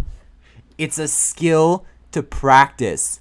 And I don't understand. Like, there's a certain amount of etiquette, yes. But if you're gonna complain about staggering in scrims, learn more efficient ways of practicing that are not just scrims. Do targeted practice. Go in. I'm very passionate about this, all right? I was trying to avoid rants, but you got me on one. Good for you. So if you want to not stagger in scrims, you should be doing more targeted practice. Teams do not do as targeted practice as much as they could, okay? Right? Take a scrim partner that you trust and you know well, right? Set up weeklies with them. And then on your weekly, be like, all right, you guys can have 1 hour. We're going to have 1 hour. And then you're going to do whatever the fuck you want. And we're going to do whatever the fuck we want. Right? So on your hour, you can be like, all right, we're going to play this comp. And you're like, hey, guys, can you do this? And we're going to play this map. We're going to play this map 3 times. We're going to focus on first point. Right? Targeted practice. Right? So now you've worked on a single point with a single comp, and now you're focusing on all right, what ability rotations do we use? What ults do we use, right? How do we win the neutral fight? What positions do we take? Targeted practice like that. If you're doing that, then it is BM to stagger in scrims, because you are wasting the targeted practice time to work on something very specific. Yeah, I am. Do you want to talk? Let's always. I love talking. Not really, but whatever. I wouldn't be streaming if I didn't want to talk. And people can have their own opinions on this. Like that's totally fine. If people don't want to stagger in scrims, cool. It's fine. But I'm telling you, it's a skill. And if you take away the practice of the skill, it's gonna be whack.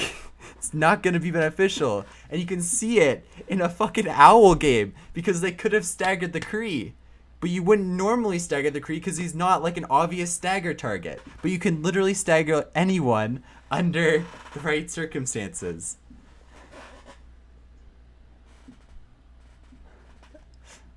Okay, and my name's Maximir. Do you know what Maximira means?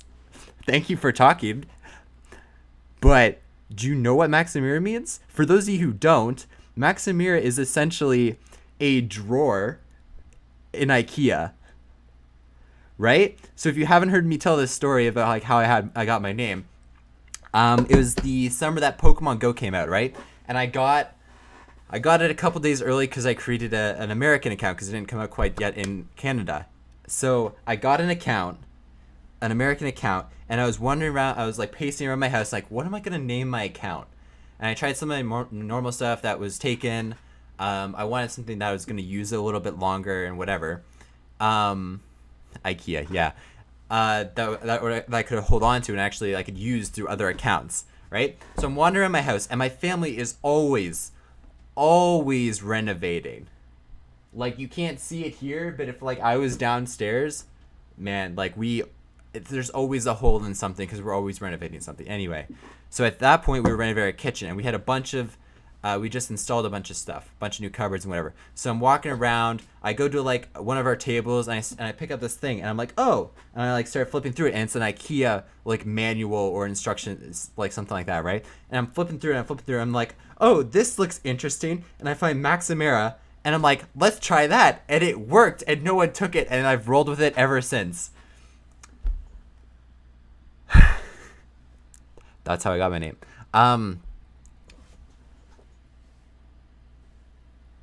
No, it's not. It's a fucking drawer. Have you seen the I have one graphic that's like my name coming out of like a dresser or a drawer. That's why it's like that. That's why it looks like that. That's the inspiration behind that graphic.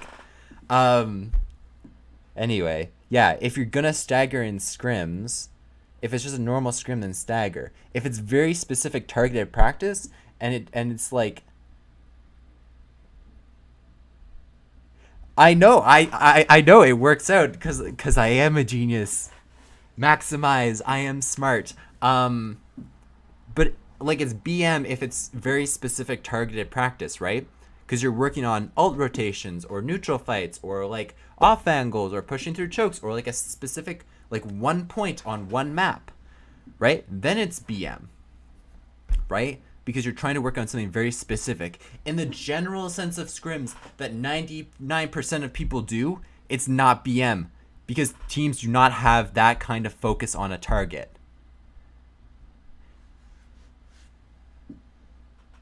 That is my rant. I know, isn't it funny? I also, EU teams, I fucking love EU teams, by the way. NA Canadian, but EU teams are fucking hilarious. Fuck. Those are my thoughts on staggering in scrims. If you don't stagger in scrims, fine. But if you get mad at my team for staggering scrims, I don't give a shit.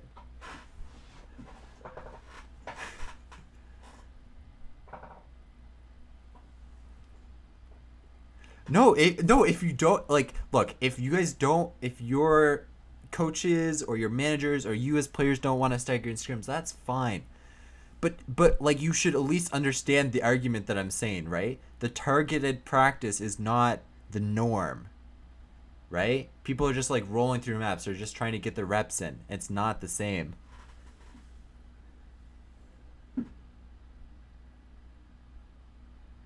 I don't care if teams stagger my players in scrims. Fuck it, it'll teach them how to reset faster and not be stupid with their positioning on a lost fight. Right? Get out, be disciplined in getting out of the fight. right? Yeah, no, if, like, be disciplined. If the fight is lost, get out, listen to your team. You won't be staggered, right?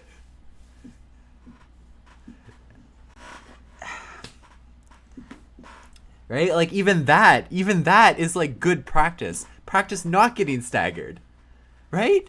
Staggering is a fucking skill.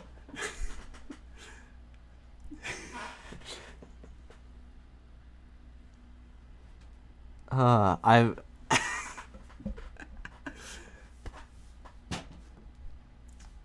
So yeah, you've heard my my staggering rant. I will always rant about this.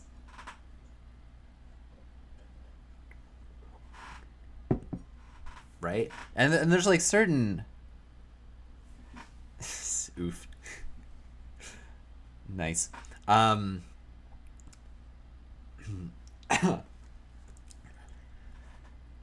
there's certain etiquette about it, right? Like if I'm having a team scrim like a trials contenders team, and then they ask politely not to stagger, I'm gonna tell my team not to stagger, right? Because they're giving us an opportunity to play at a higher level, right? And like that is some etiquette. But if I'm just scrimming some other team that's at the same level, I don't give a fuck. Like stagger, it's a skill. Learn how to stagger. Learn how not to stagger. To get staggered, not how to get not to. Learn how to not be staggered. Cheers. Ah, fuck. Right?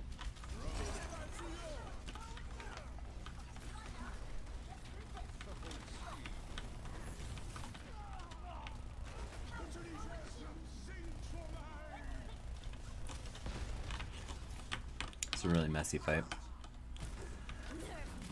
What the fuck? Okay. Yep. Uh-huh.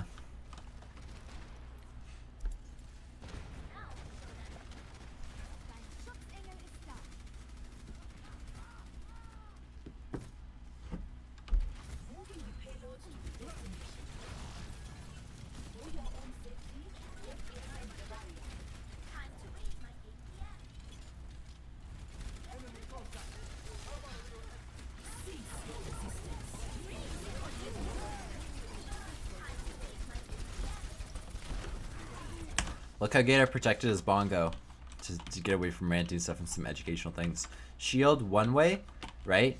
Choi dove it, turns back around, fucking sits on it like a mother goose, fortifies, right? To protect it, keep it up longer. Okay? I had, who did this? Akash?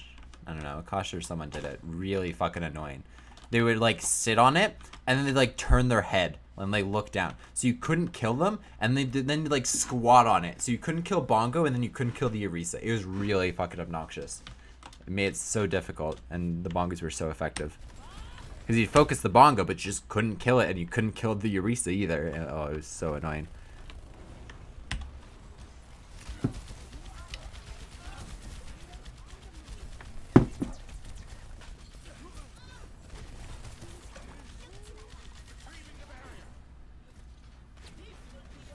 Can they contest?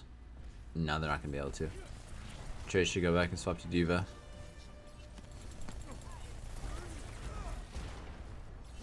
Ashe is stuck behind. That's really not good. Okay, look, there it made sense to kill Ons because he had one shot potential, right? And he could have killed Dogman. That made sense. The Mercy... Why the fuck wasn't she staggered? Maybe because people are still alive here? Okay, that's fine. I can forgive that, right? I can forgive that. But still. Yeah, because people were still alive. Yeah, that's fine. Okay. It's a funny wall.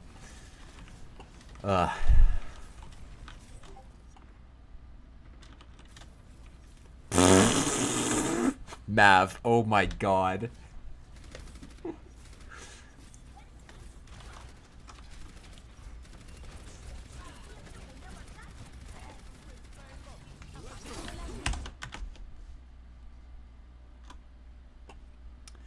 Oh my god. Yeah, I'm not... Okay, you guys can't see this. That's good.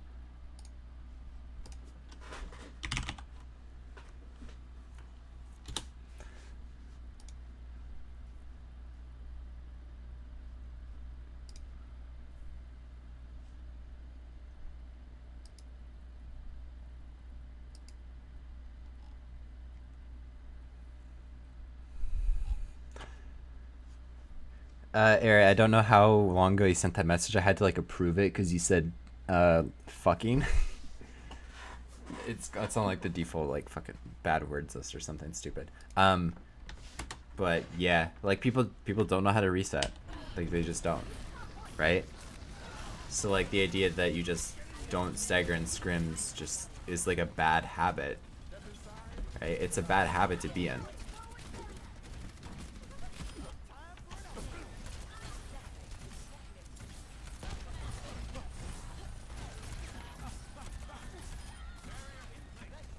Oh, it's fine. You think I care?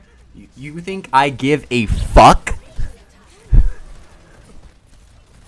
I don't care. It doesn't matter to me. Yeah, but just people are bad. Like, it's not good for you. Okay, so I'm sorry that it's a little bit. I'm sorry that you consider it a little bit BM. Like, look, you don't. Okay, when you're scrimming, you lose. Yeah, hard F. Fuck. You lose when you get tilted or you give up or you stop trying to improve and all that kind of shit, right? If you win, you win. If you lose, you learn. So you're not actually losing.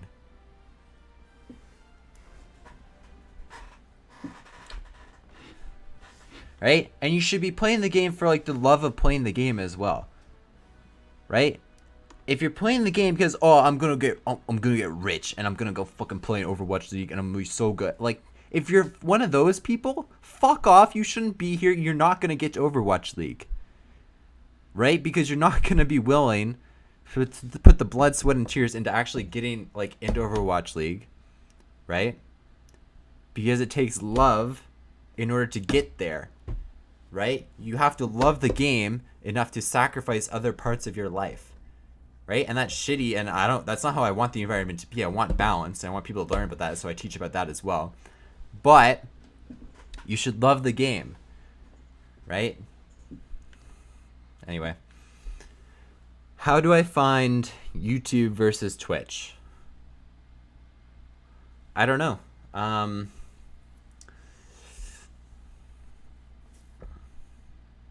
not sure. I feel like I'm more likely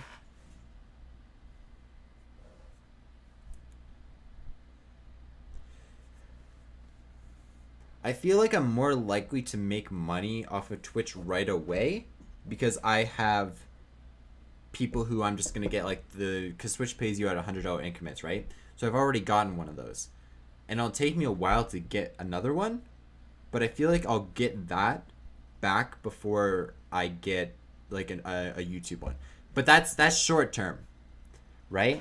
In a long term, I feel like YouTube can be better because the saturation, the discoverability, and just like promotion and the what's the word? The flow,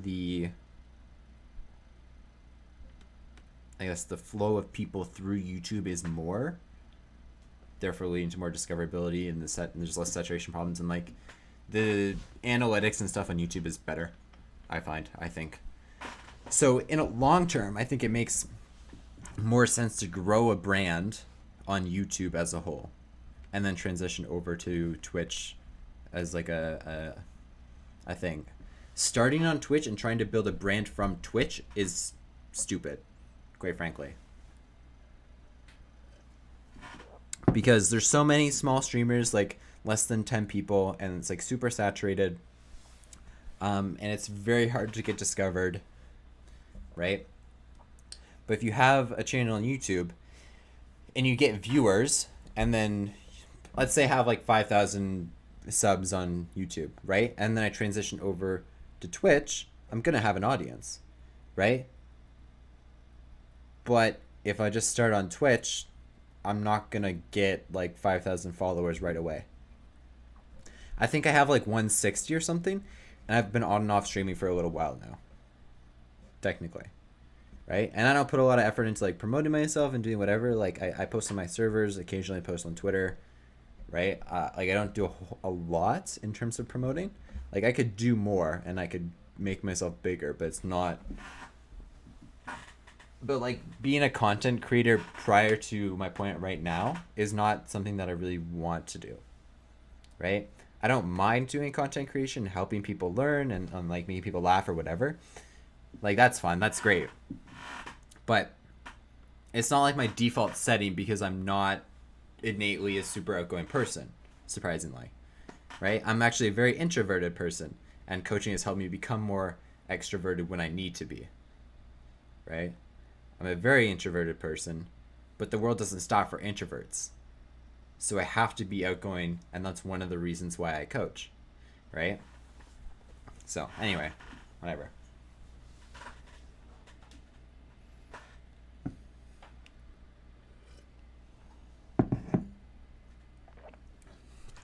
Yeah, the emotes thing, yeah. I'd agree with them. Maybe like I'd agree with the emotes thing, but maybe that's because I just don't know enough about the YouTube stuff. Right. Well, let's look at. Right, it's small creators that you know, right? I don't think you'd probably never come across me as a content creator if I was on Twitch, right? You'd never find me unless like you knew me, right? So if I go to browse and then I go to Overwatch, right? Let's bring it over here. Okay. Right? Over here in Overwatch, bunch of people, 80, 120, whatever. Right? Lots of people with like sub 100 viewers. Right? And I can just keep scrolling. And now we're at sub 10. Did you? Yeah, but what's the chance? I've probably scrolled past maybe 100 channels so far that are sub 10 by themselves. Right? Or getting close to it. I can just keep scrolling. I can just keep loading.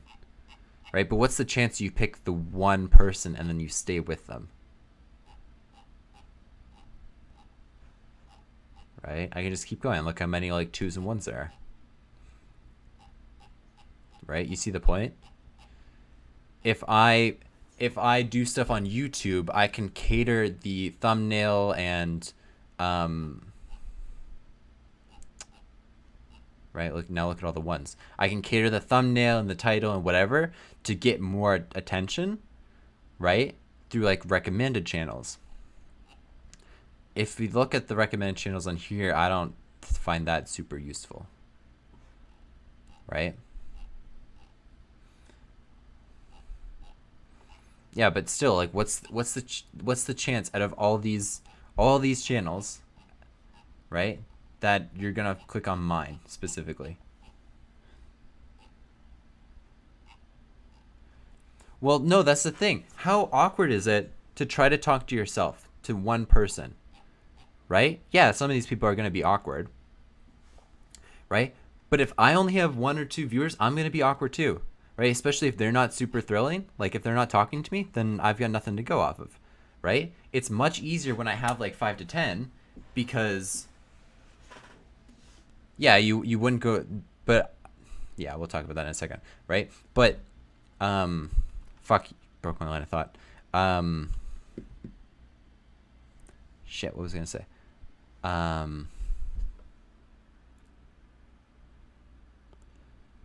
People are stuck at talking to their audience, right? Like if I only had 1 or 2 people, like, well, I would suck, right? I can talk to you guys because you're like talking to me back, right? If you don't have an interactive chat, then your chat's gonna be boring and you're gonna suck at talking to them, right? Because I guarantee you, lots of these people are interesting people, right? And they can be like good people and they're funny and whatever, and they can be talented in certain things, but right? But the discoverability and the saturation is just like now we're on people with 0 viewers, right? And it just keeps going. Yeah, realistically. right? You guys didn't see that.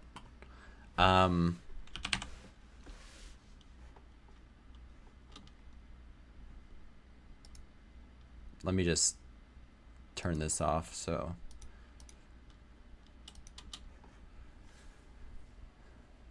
I can make sure stuff is correct.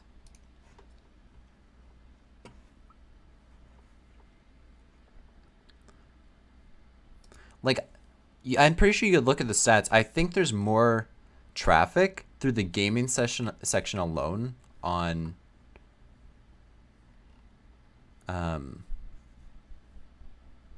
fucking YouTube than there is on Twitch. So I went here. So look at all this. Let me find how many. Let me find Overwatch. And like, again, I'm not an expert on this, so I don't know. I do not look at anime thighs. Thank you very much. The reason I don't think people would go through the directory as much for YouTube era is because it's like a couple more clicks, right? It's not as obvious, right?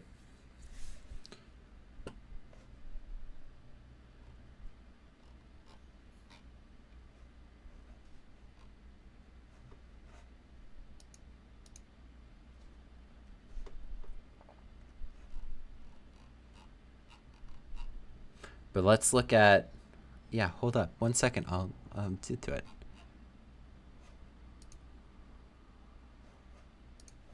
Let's do worldwide.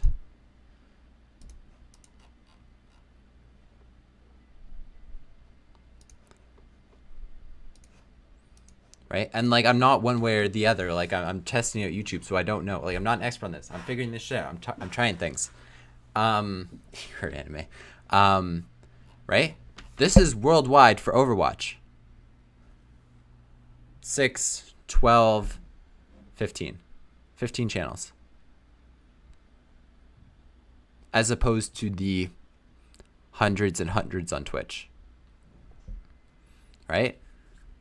So there's less of an audience actually watching Overwatch on YouTube, but less channels. So you have to like weigh that. Right? Less people watching it. Look, there's contenders. Right? And then there's Envy. And then there's a bunch of like individual streamers, I think. McCreary's best thighs. Sure. Right? But then if I like go back here, you got recommended, right? Lots of bunch of videos for recommended, right? Lots of channels. Right? So you can promote yourself more through recommended, which is how you're going to get more viewers. Right? It's the same noise. It's all a notification noise. Right? So I don't know.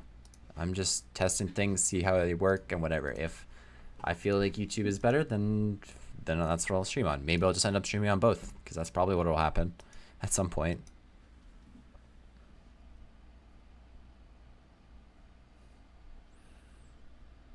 Yeah, exactly. Yeah. Like, the overall traffic for gaming is higher than Twitch, right? Gaming section is higher than Twitch, I think, if I remember the numbers correctly, right? Overwatch is lower, but there's also like 100 times less streams on YouTube, right?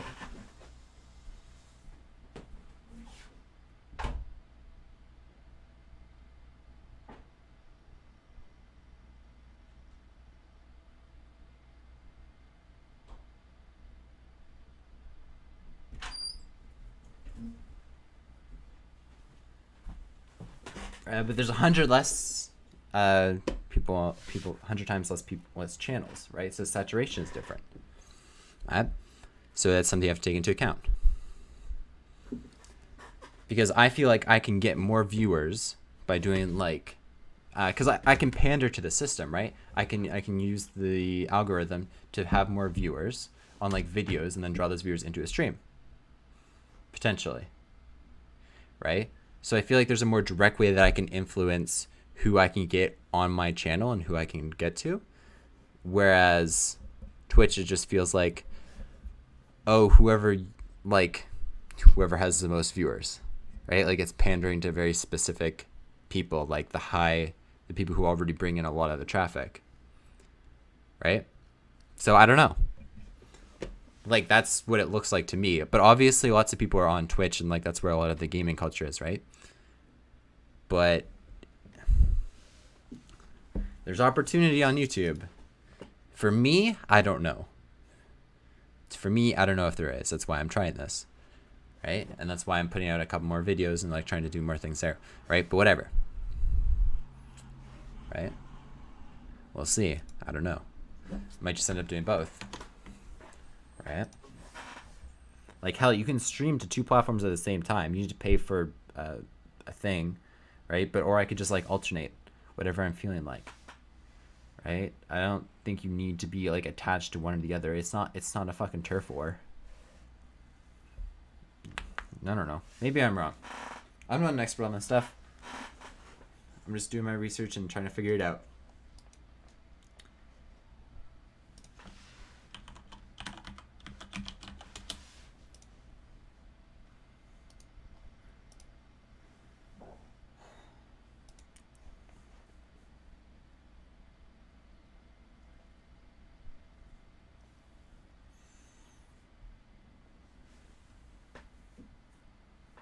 Okay.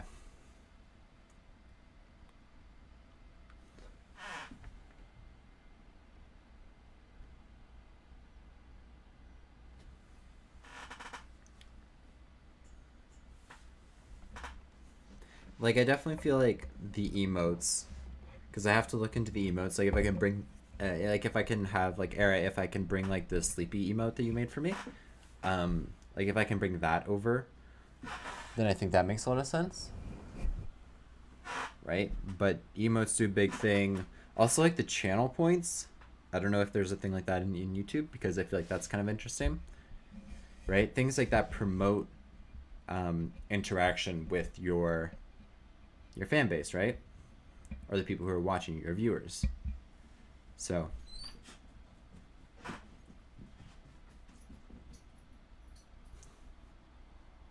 okay.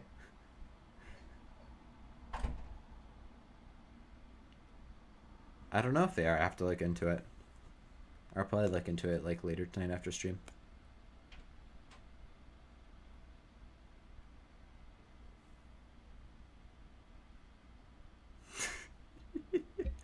My fucking dog. I don't know. He's weird. He's a weirdo.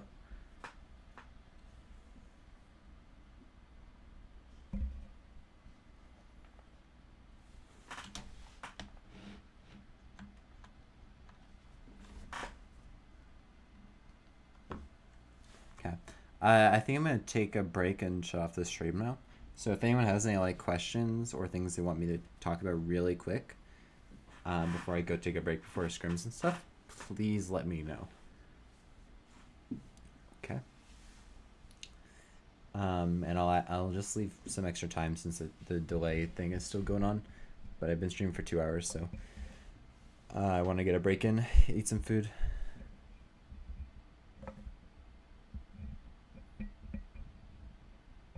Yeah, potentially. About yeah. Potentially. But then I got the same amount of viewers that, like, I have roughly the same amount of viewers that I'd have on Twitch right now, right? And I said I was going to do this YouTube stream. So.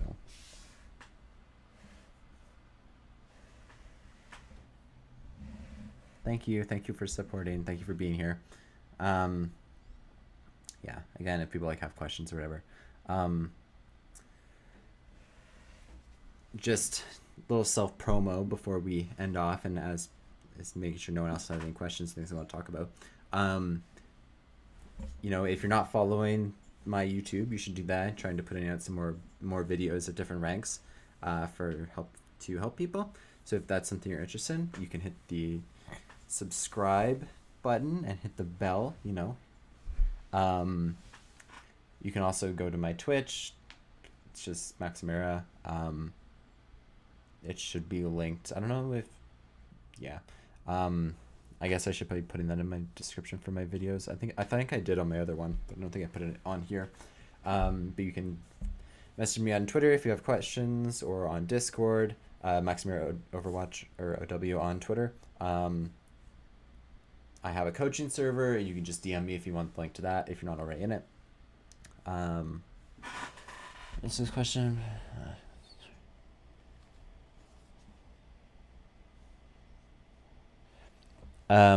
So for the Mercy question, so damage boosting the Ashe is your safest bet, right? And if there's pick potential, or she's in a duel, that's gonna be your best option.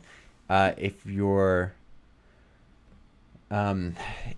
playing versus a brawl, and you want your Winston to get lots of cleave and to build ult, then it makes sense to damage boost him, because he can get if he's shooting 5 to 6 people as they're rotating through a choke, that's a lot of value. But still getting the damage boost on the Ashe is still a lot of value as well. So I would still say it's more important to damage boost the Ashe there, but that's a situation where it's more viable to damage boost Winston. Other than that, your main damage boost target should be Zarya, right? Zarya, Ashe are your two big ones, and then Winston's super situational. Zarya mid fight with charge is fucking scary, right? So that's the only other thing I'd say. Anyway, follow me on Twitter, sub on YouTube, message me if you want to get into my server. I'll probably put a link to that later. Blah blah blah blah. Thank you to everyone who followed and was here chatting. I really appreciate you guys. I'm not sure, just on my Discord server, I'll let you guys know if I'm just gonna do another stream on YouTube or Twitch. We'll fucking find out. I'm not sure, because I have no idea when I'm gonna stream next. But thank you everyone for being here. And if anyone has any more questions, you can just DM me on Discord or Twitter or wherever, and I will get back to you as soon as possible. All right. Peace.